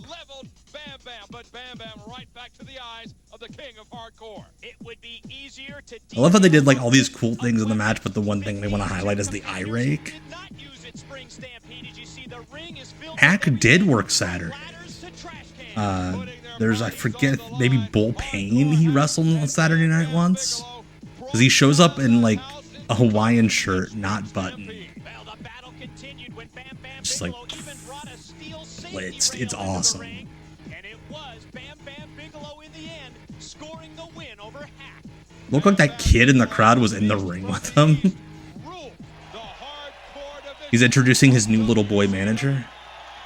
You know, this is a man, Bam Bigelow, who arrived in World Championship Wrestling without a contract. He was intent on making a name for himself in WCW, and Scott Hudson, he has really found his. They seem to have regulated the smoke machine this week, which is good. Oh, Bam Bam's gonna wrestle. Rarely would they air a video package from a pay-per-view, and then the guy in the video package would wrestle on Saturday night. And it looks like he's hurt, too. Look at Bam Bam, dedicated to the craft.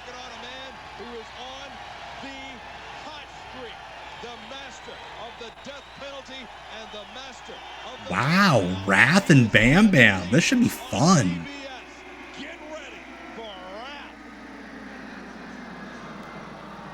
And Bam Bigelow Wrath was dope in this era. Like, this is right after Nash kind of snuffed him out when he had that streak going.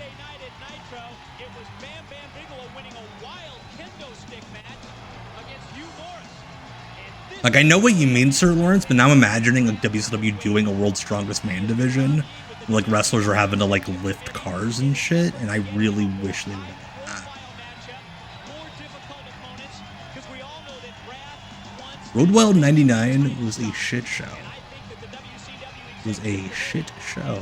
Whenever they went to Sturgis, after like the first year, just like fuck it. All the wrestlers are drunk. What are we gonna do? We saw that Thursday on Thunder with Wrath and Jerry Flynn. That thing got out of control all over the building in Orlando, and Wrath is right back. Seeing Wrath just reminds me of my old pal Scotland Green, Mr. Green Mist, host of the Pro Wrestling Potluck. Every Thursday night at 9 p.m. go follow Mr. Green Mist and then watch his streams every Thursday. A lot of the good folks in this chat are in his chat as well. I'm in his chat as well. Almost every Thursday.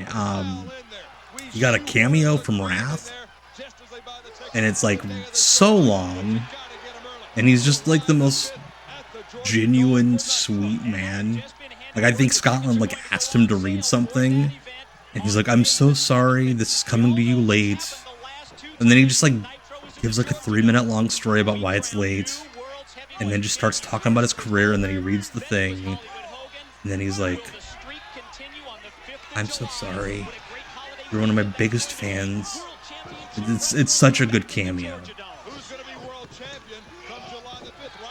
Nightstalker, I don't think worked for WCW once between Starcades.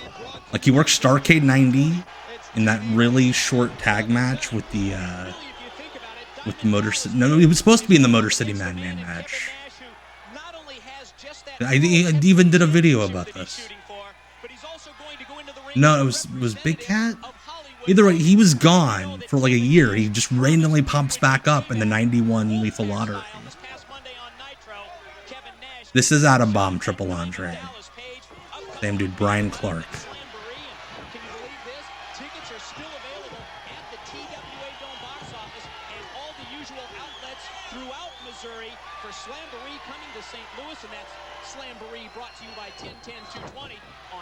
Always loved that Bam Bam had a spandex t-shirt made. Couldn't go sleeveless, couldn't go long sleeve, he had to go with a t-shirt. Our co-hosting WCW Thunder, what a night it was last Thursday. And a quick reminder about upcoming Thunders. April the 29th, we will be in University Park, Pennsylvania at the Bryce George Center. Okay, Chronic and Brothers of Destruction, controversial opinion. It was bad. But if you're gonna bring in Chronic and have them work 2 other big stiffs, like, that's your fault. Like, if you knew anything about Chronic, you would have put them in there with like little guys. Like, they have to have guys that create motion around them. Yeah, it was not nearly as bad as Taker was freaking out about. Like, you could hear Taker yelling spots. And, you're fucking... Brian Adams was his friend. Like, him and Brian Adams were boys. That's how Brian Adams got in, was through Taker. And then Taker, like, sabotages him. Wrestlers are freaking weird. Chronic and Hardy's probably would have been a blast. Like, honestly, Jeff Hardy taking the high times would have been so good.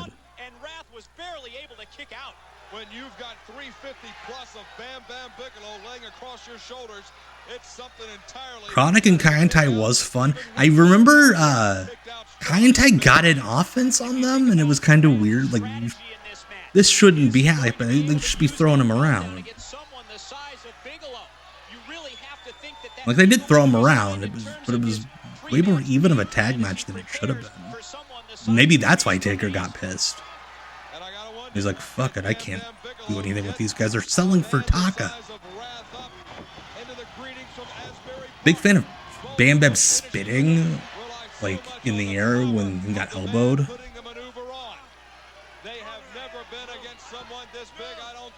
Chronic would have done so many awful things to Spike Dudley, and it would have been awesome. Like that full Nelson that I think was Adams used to do, where he would just throw dudes in the air and then like spike them down. Yeah, these two wrestled, I think, plenty in like mid-90s WWF. This is a new generation match.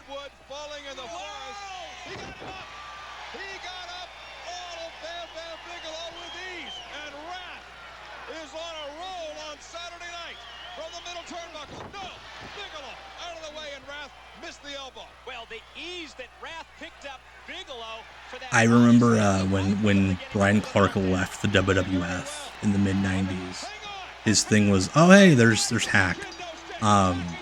They wouldn't let him do high flying.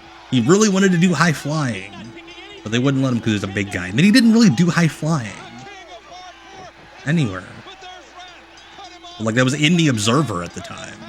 He was pissed because they wouldn't let him do cool moves and high flying. Wrath in the hardcore division would have been dope. It's like throwing dudes through tables. That would have ruled.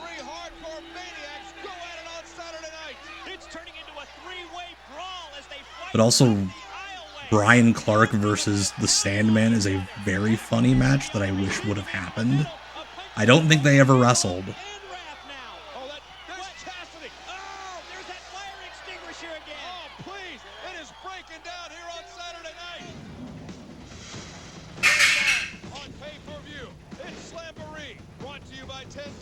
There's that Zoom background again.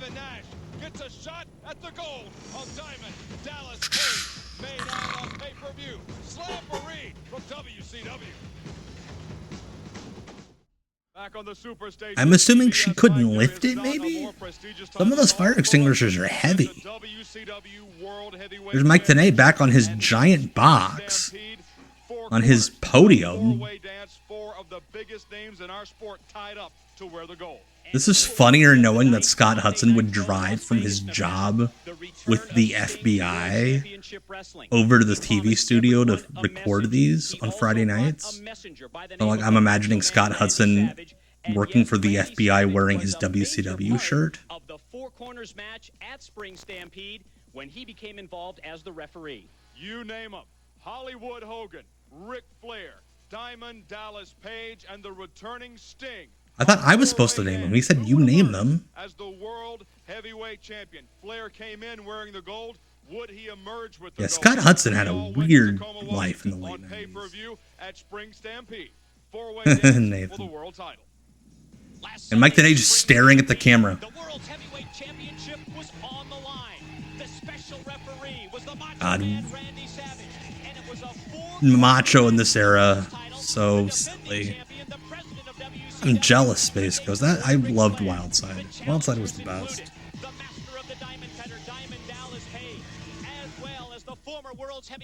It was such a weird NWO shirt.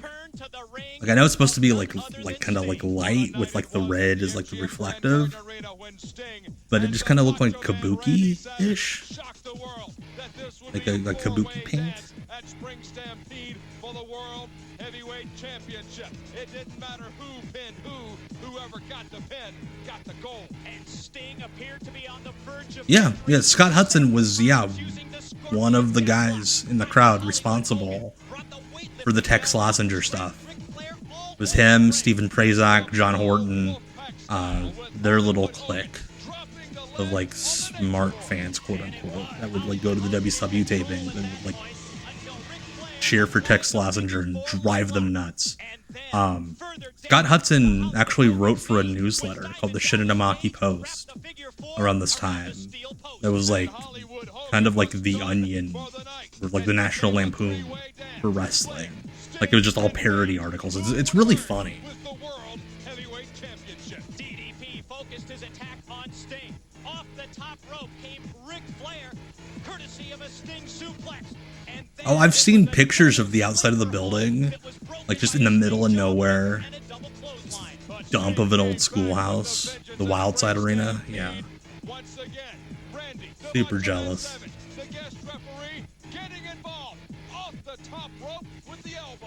this music, and it's not even like a real song. It's just one sample, like one little like 5-second clip of a beat over and over and over again.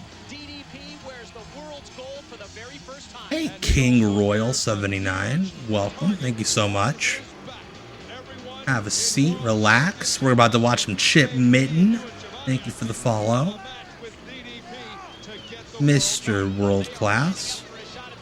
Ironic, because he didn't die of a drug overdose. Olympic bobsledder. Chip Mitten. This is heel Chip Mitten. Cut one of my favorite weird heel promos ever. After the 98 Olympics in Nagano, where he talking shit on his teammates in the bobsled. Like, if it was just me out there, we would have gotten gold. Has to be a team sport. Glad to see you in the chat, King Royal. Chip Mitten is his name, bruh. Gonna wrestle Brian Adams, the aforementioned. Chronic back-to-back with the green smoke, ironically enough.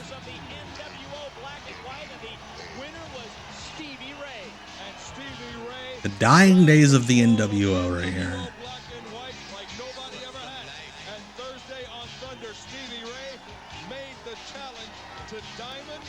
Wow. I cannot imagine how much money those leather companies made from wrestlers buying those hats during this era. Shane Douglas, Brian Adams, Triple H, like half of ECW had them. NWO doesn't, maybe a month or so. Look at that high jump from Chip Mitten. Jeez.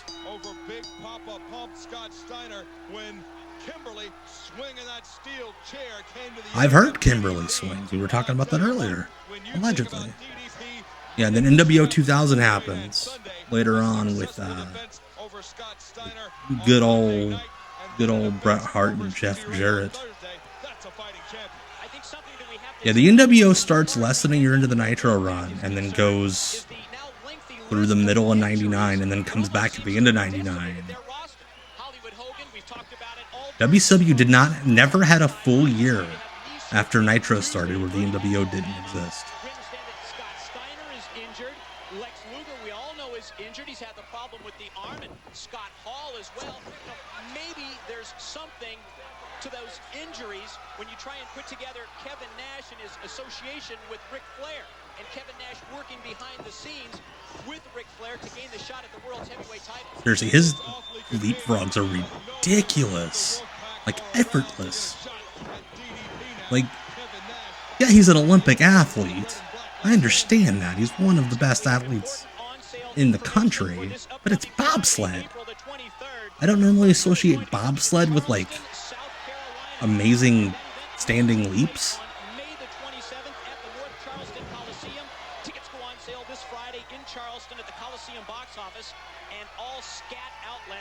Scat outlets? Like toilets? I'm not going to a scat outlet, Mike Tenay. The Magnificent Seven was kind of like the NWO, but corporate. People in suits.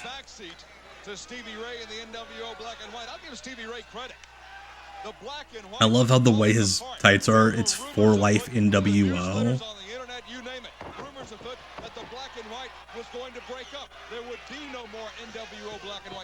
The Wolfpack got popped, they merged the two because Bischoff realized there were way too many people in the NWO, so he wanted to cut the NWO down to like the main guys again. But then they didn't have the balls to tell the other guys, hey, you're not in the NWO anymore. They didn't want to do an angle to establish it, so the other guys were just in the NWO black and white.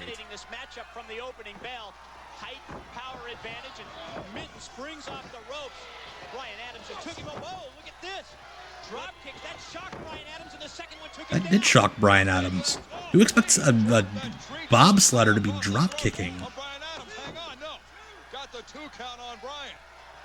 You know, we've mentioned in the past that when you think of the bobsled background, the former Olympian, Chip Mitten, he will always use his legs I mean, that's a good point, Mike Tenay. That like a bobsledder would use legs because you have to like run. But I don't think bobsledders like jumped straight up in the air. Oh jeez. Yeah, this is the weekend after they finally declared that like Stevie Ray was the leader of the Black and White. And then like within weeks they disbanded. Oh, why would you tuck his arms like that? He had his arms like crossed.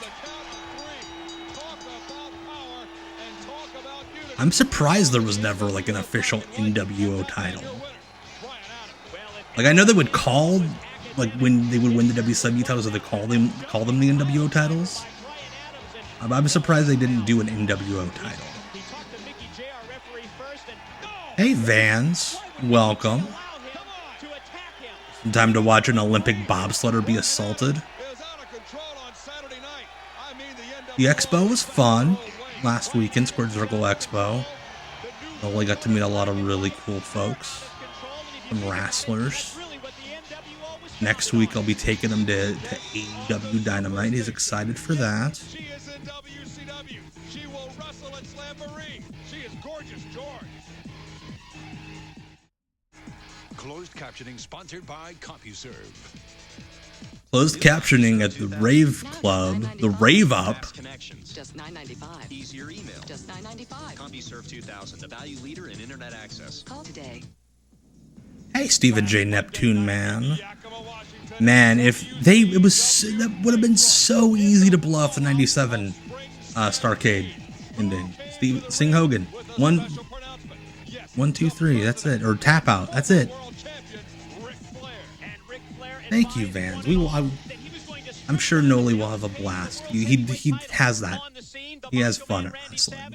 Put a wrestling ring in the middle of the ring, he's fine. The little room, he's fine.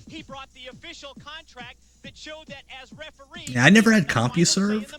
I didn't get online until like mid-2000. Like my parents just were scared of computers.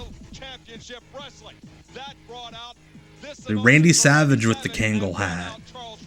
Everybody with those damn Kangol hats. Well, the Macho Man Randy Savage had to listen to Charles Robinson say he wasn't a qualified official. And Charles Robinson received a slap. Like, we just watched the clip. Why do you have to, like, air it on free TV? We can't buy Nitro. This girl, the little Nate, Charles Robinson, to face gorgeous George at Slamboree. This girl. And what's at stake? The reinstatement of the Macho Man Randy Savage. Because if Gorgeous George is successful... Yeah, 99 WCW was weird where they re-slotted. I had, like, just been beefing for years. Joe Gomez, the Tampa Pipeline, in his singlet.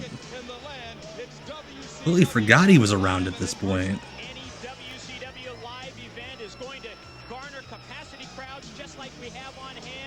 There's a reason why he's called the Tampa Pipeline. He gave the boys their goodies. I think Joe Gomez was under contract this whole time. He was a amateur pharmacist, let's say. Like through the NXT days, like in like the mid-10s. The boys would go there if they wanted their candies. But look who his opponent is. The Gambler.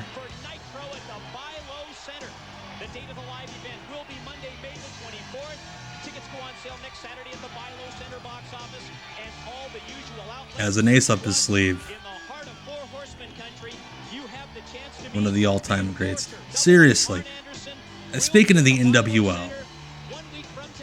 The Gambler really should have been NWO Arn Anderson.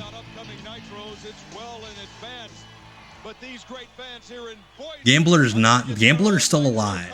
There's another Gambler who passed away. Did he pull out the instruction card? That would have been a funny bit. Later this summer, Monday Nitro is headed your way. This might be the Gambler's last WCW match. He was not around too much longer after this. My hometown, Atlanta, Georgia, at the Georgia Dome. Well, I say my hometown, Tifton, my hometown. Joe Gomez looking like a pervert with no knee pads.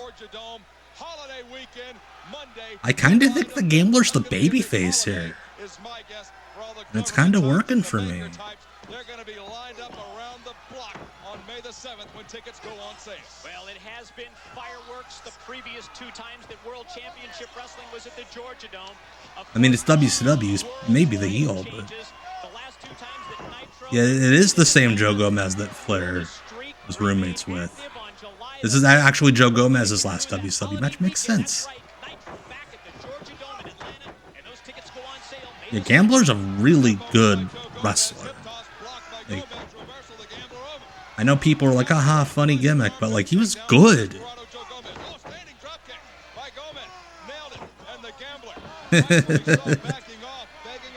That's a lost angle. But the damn WWF got Pete Rose before they could.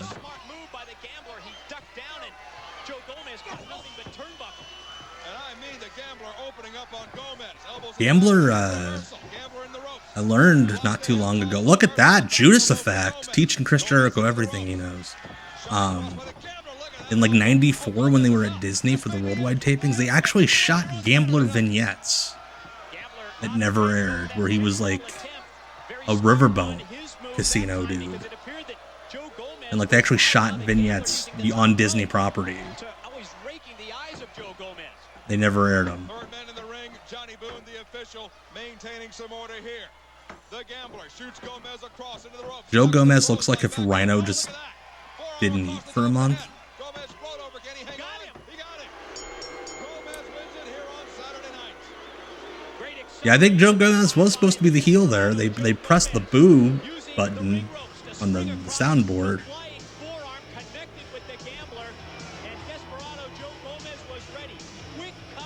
God, everybody used this music. The sweating with the oldies. He's arguing with fans. Oh, wait, maybe he's a babyface? Very potent. Could have called him the Potent Potables. May 9 on pay-per-view. Slamboree brought to you by 10-10-220. Big Sexy Kevin Nash. Big Sexy. From Diamond Dallas Page. It's May 9 on pay-per-view. Slamboree brought to you by Against medium good personality.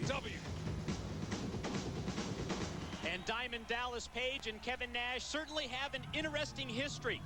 If you think about it, Scott Hudson, they really broke into the sport together. They started together almost a decade ago. They were tag team partners. Who is this? I believe this might be a luchador. It is. It's El Dandy. Jam up guy. Along with Damian Seis.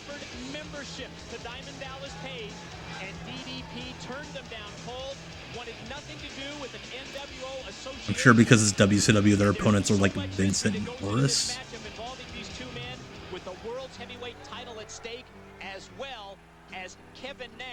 Oh no, it's Raven and Saturn. Okay. I thought they were in the main event.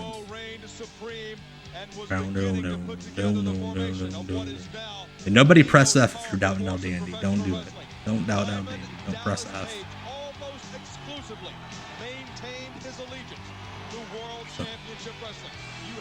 Kids Bop Nirvana.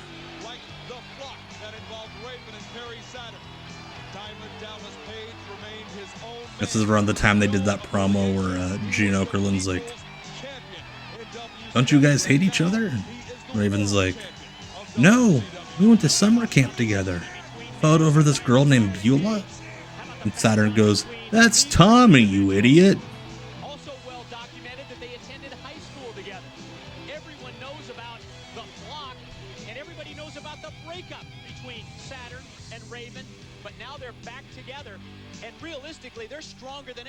El Dandy is a ladies' man.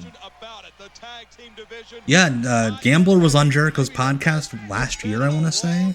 Around the time that people thought he died, Jericho was connected to him through Gambler's son. who's active on Twitter. Gambler's son like works on like Hollywood movie sets. He's like a set designer.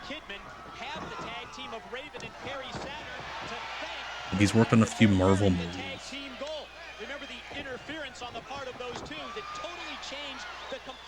I think in ring wise, this was the best Raven run in WCW. Like he actually seemed like he was gonna have like good matches without the dog and pony show. Like in like the peak run in like 97, 98, he could just rely on doing all the run-ins. Whereas this point he's like, gotta have good matches. The Bischoff deal where he asked everybody who wanted out, that was August 99. About 4 months after this, Raven was in the Deadpool.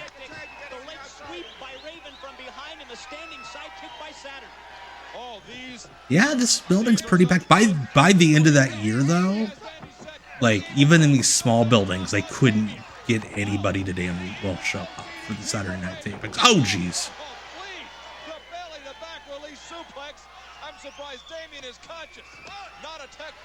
Just spinning on guy's face. Floppy balls running his mouth. Didn't even like grab a leg to pretend he wasn't doing it.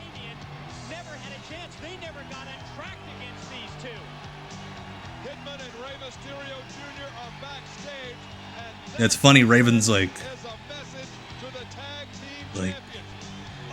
grunge, sad dude. He's like wearing, what the fuck was that, Raven? Covering up the camera? But he's like wearing all the comic book nerd shirts. And when I think of Raven, I think of Wendy's. Jeez, he hurled him.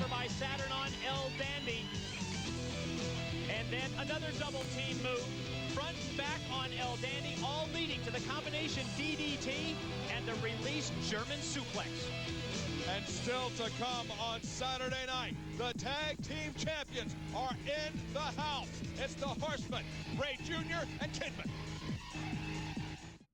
Yeah, who the hell hired Johnny Polo? What a classic line. And again, another Zoom background thing. They're blurring everything but DDP. Diamond Dallas Page wasn't supposed to happen, but I did. Now I'm either dreaming. My parents, I thought my dad had a vasectomy. Turns out he still had one live round.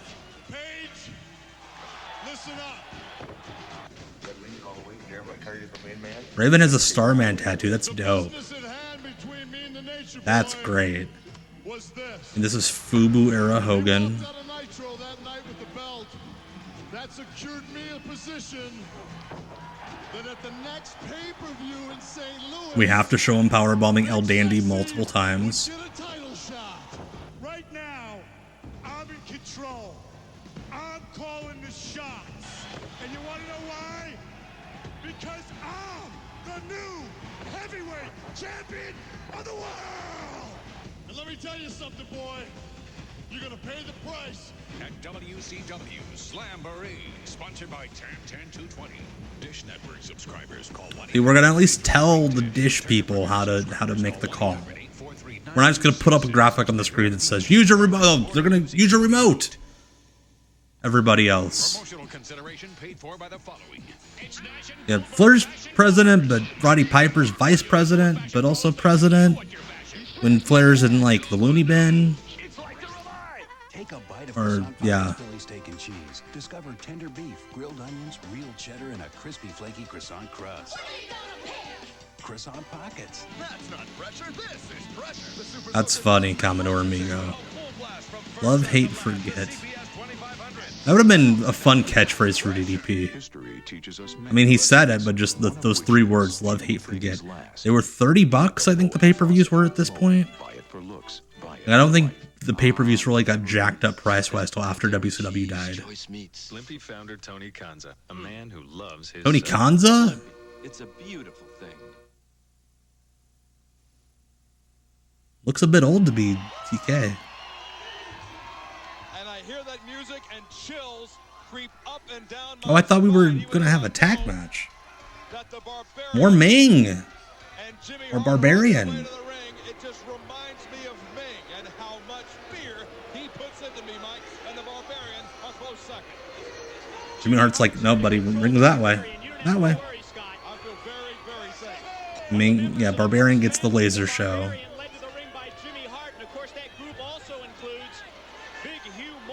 Wonder if Barbarian went to the same hair guy as Evan Karagias.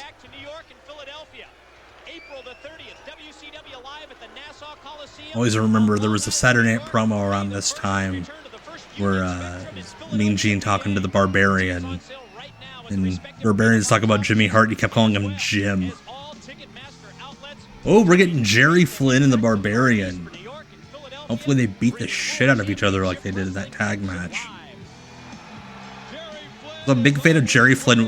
He always walked out of the curtain like he didn't know he was going to wrestle.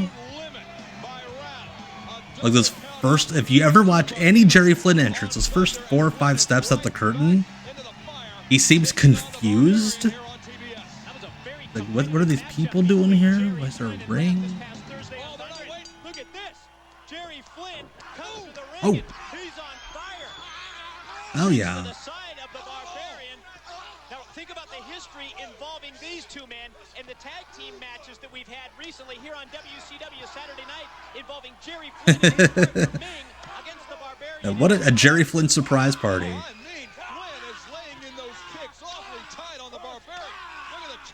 Ah, hell yeah. Testosterone shit.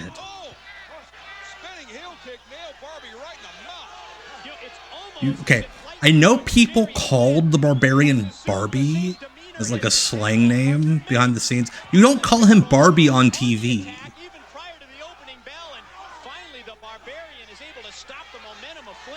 I was thinking maybe that Jerry Flynn would call. Oh, Jimmy Hart, cheap shot artist. Oh, and he's got the old logo on his jacket. That's just salt in the wound. Oh, that just means he didn't want to buy a new jacket. That jacket looks cool. Why would you stop wearing it just because you don't manage Ming anymore?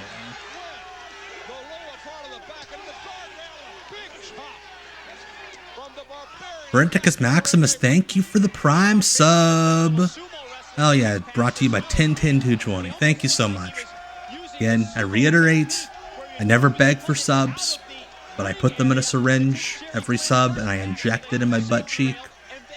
And it makes me stronger. It is my DECA. It is my steroids. The little nature boy, Charles Robinson, the referee. That's right, he's back.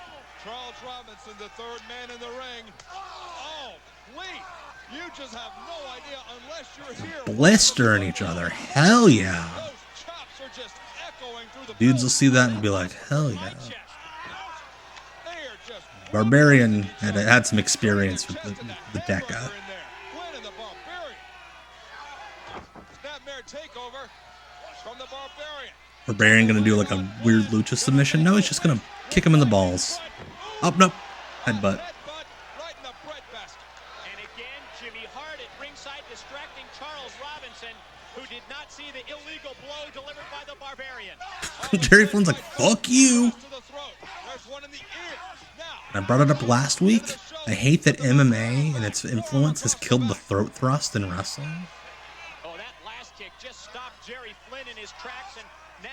Ming just picked him up by his pants. I don't know if y'all saw that, but the way he gripped Jerry Flynn for the side slam, he just grabbed the sides of his pants. Dude, not just promoters, WCW confused Jerry Flynn and Jerry Lynn. I posted a clip on the Deep Cuts Twitter account a couple weeks ago. Jerry Flynn and Jerry Lynn used the same entrance song in WCW.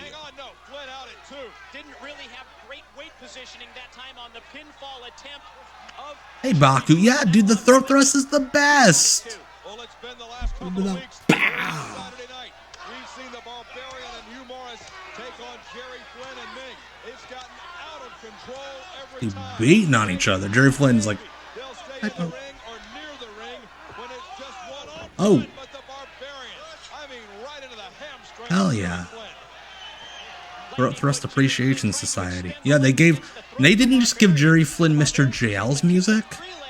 Jerry Lynn wrestled in WCW as Jerry Lynn, and he used that same song. And then Jerry Flynn started using it like right after Jerry Lynn got fired in like mid-97. So I'm pretty sure it was a file on someone's computer, and they just like put an F in front of Lynn.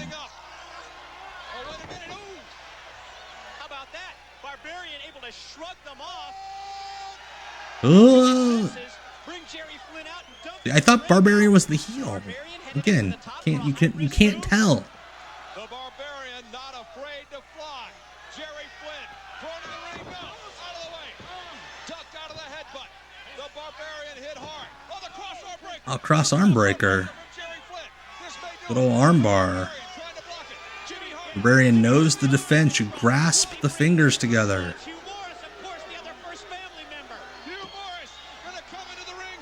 Oh, geez. Oh! He literally jumped the length of the ring. That was crazy. Got some distance on that elbow drop.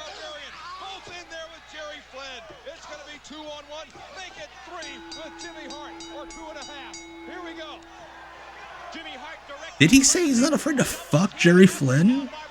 And I'm sure that wasn't, but wow. I mean, I'm sure the Barbarian wasn't afraid to fuck a lot of people, unless his wife found out. Because if you know anything about wrestling lore, the only person that people feared more than the Barbarian was the Barbarian's wife. I always love when wrestlers get their own custom gimmick shirts and then never sell them for merch. Like Hugh Morris has his own Hugh Morris shirt that was never available for sale anywhere. You know,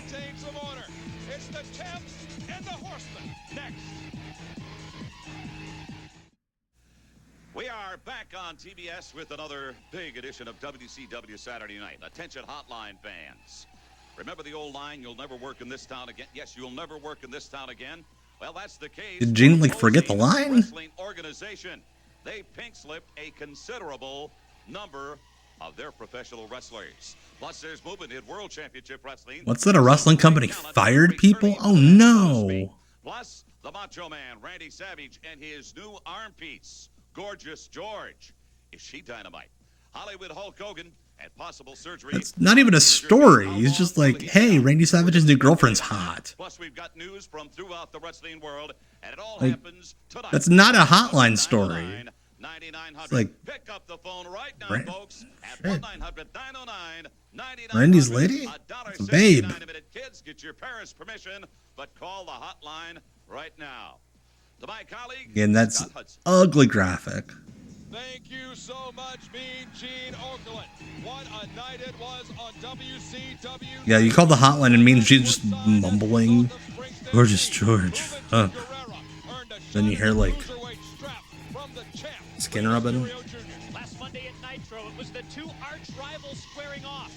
The Youth Warrior against the King of Mystery. And right in the middle of the championship match, the four... You know, I know that Rey Mysterio translates into the King of Mystery. I'm glad nobody really ever called him that.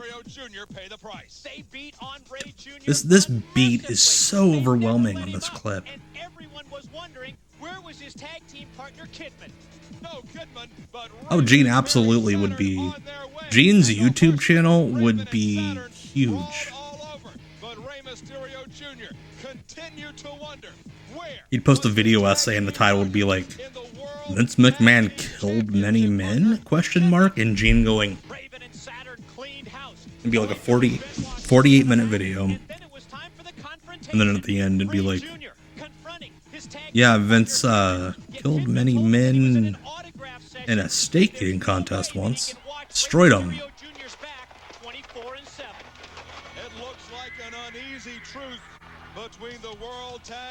I get that they're the Horsemen. I always thought it was very funny that their music would start with an actual horse neighing.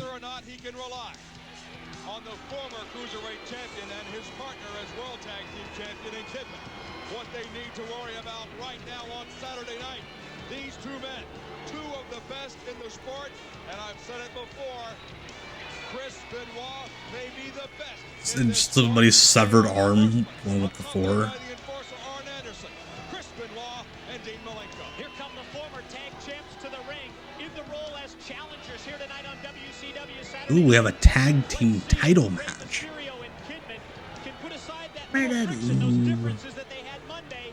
Song was dope.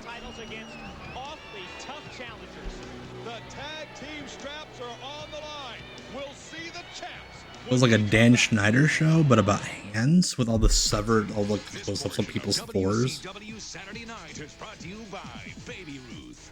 Baby Ruth.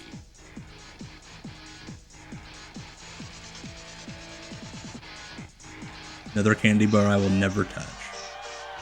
All the melodious tones of Konnan and Tequila Sunrise as we get ready to see the tag team champs, Rey Mysterio Jr.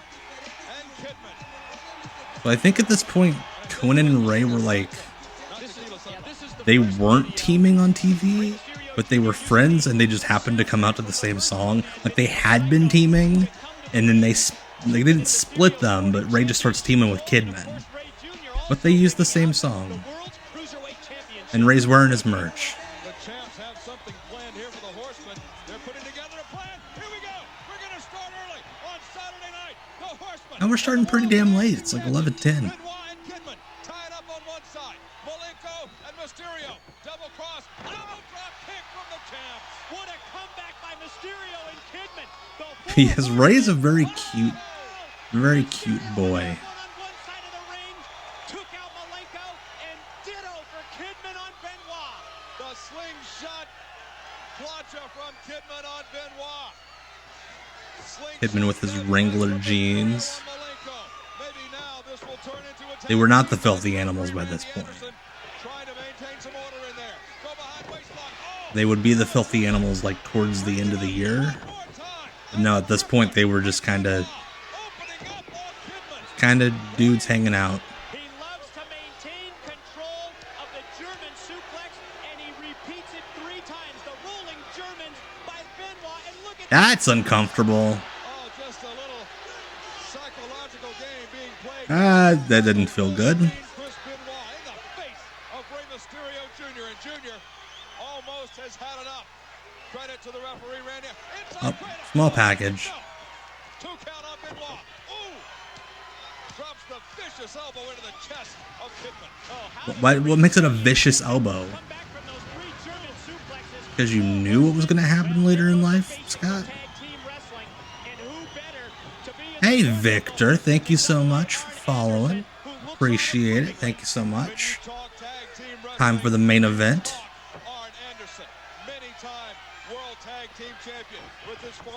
Oh. And other partners throughout the year. Benoit and Malenko could not have a better teacher. Dean Malenko trying to throw a little sass into that 4 horseman pose with the little bounce in his step. Tiptoeing because he can't quite reach the top shelf. Malenko, high vertical on Kidman. Nailed it. Malenko quickly over. Lateral pin attempt. 2 count on Kidman. Kidman so resilient. Yeah, Gambler and Joe Gomez would be a main event in any arena in the country. Even before the opening bell, as we saw both of them square off, you know there's a lot at stake. It's the World Tag Team titles on the line. Double headbutt on Kidman. Took the former cruiserweight champ to his knees. Benoit brings him back up. Belly to... It's crazy.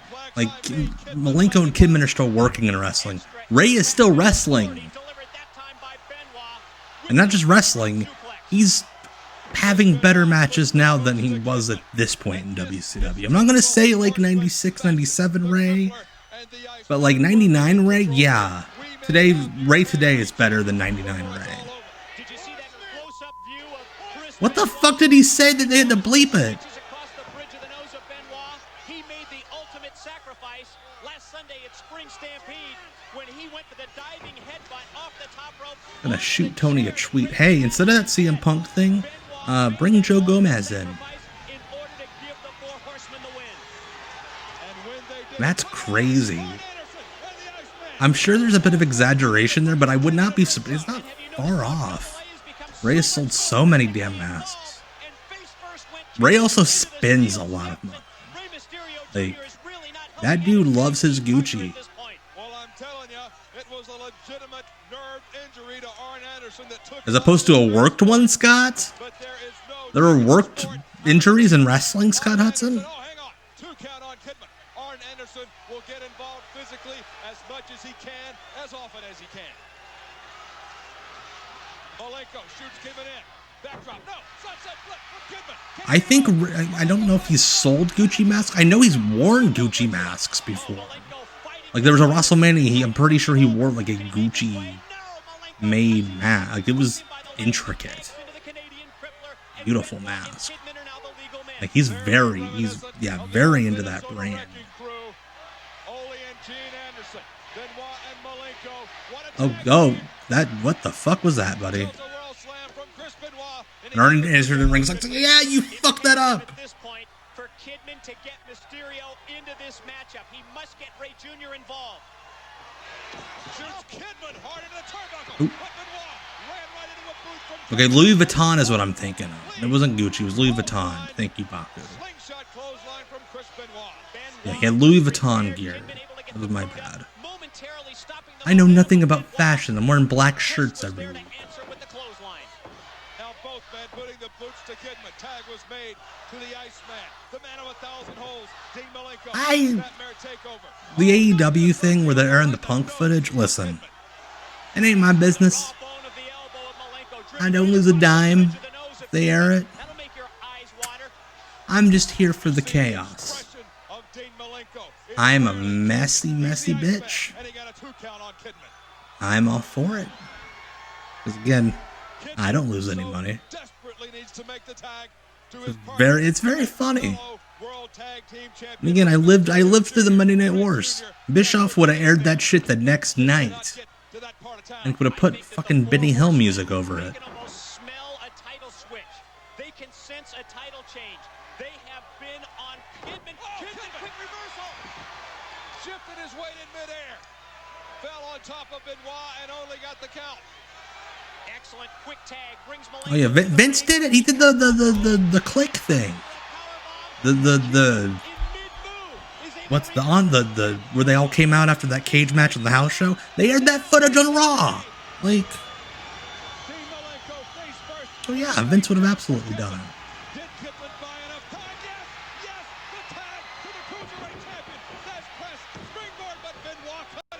That wasn't a Thez press unless Luke Thez's balls went in people's mouths.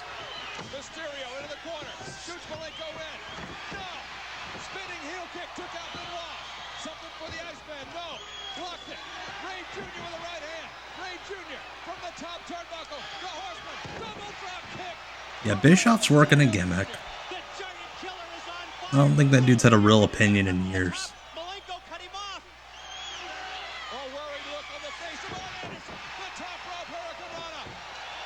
Look at this crowd. You give him just a little bit of good wrestling, and it's like, shit. Ready to inaugurate Ray as mayor.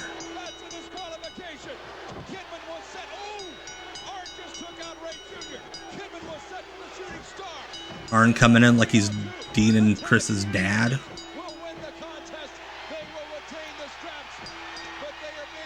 It was Raven and Saturn. Classic three-way feud.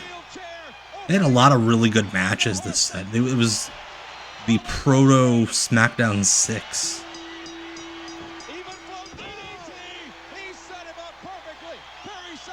Listen to this crowd, jeez. Of course, Ray's just doing an Arabian press in the middle of like a brawl after a match.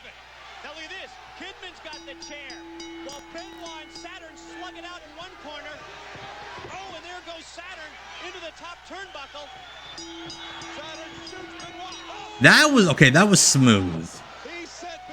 That was a smooth little spot. And that's a good point, Masteel. Raven and Saturn saved these dudes, and then they start fighting them.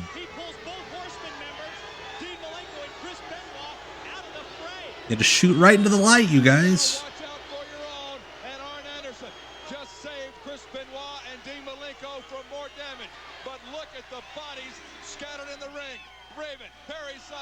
Rey Mysterio Jr. and Kidman. Kidman and Rey retain the straps. Well, they remain the champions by a disqualification. The Enforcer AA. Look at this crowd going nuts. This is the good shit. Ric Flair has what hair? Has oily hair. Ric Flair has oily hair. What a sign. I don't care, Ric Flair. What? They never used that graphic again. That's way too cool looking. Anyway, we're out. Went a little late tonight. I apologize for keeping you guys up late, but I appreciate you being with me. Thank you so much. A ton of new followers tonight. Appreciate that greatly. Thank you all so much. I will be back Sunday for Off the Grid on Twitch and YouTube, streaming live on YouTube also. When we're watching Global, some GWF from ESPN, April 1992. So that'll be weird. And then we're back here again for WCW Deep Cuts Live. Next Tuesday at 9, we'll be watching WCW Power Hour from 1993. So that'll be fun. So as I always say, let's just get through the next 7 days. Even if you don't make it here, just make it the next Tuesday. That's all I ask, just 7 days. I'm gonna try my hardest as well. You all are a highlight of my week. I thank you all so much for giving me the last 2.5 hours of your time. My name's Tom Green. This is WCW Deep Cuts Live. See you soon. Bye.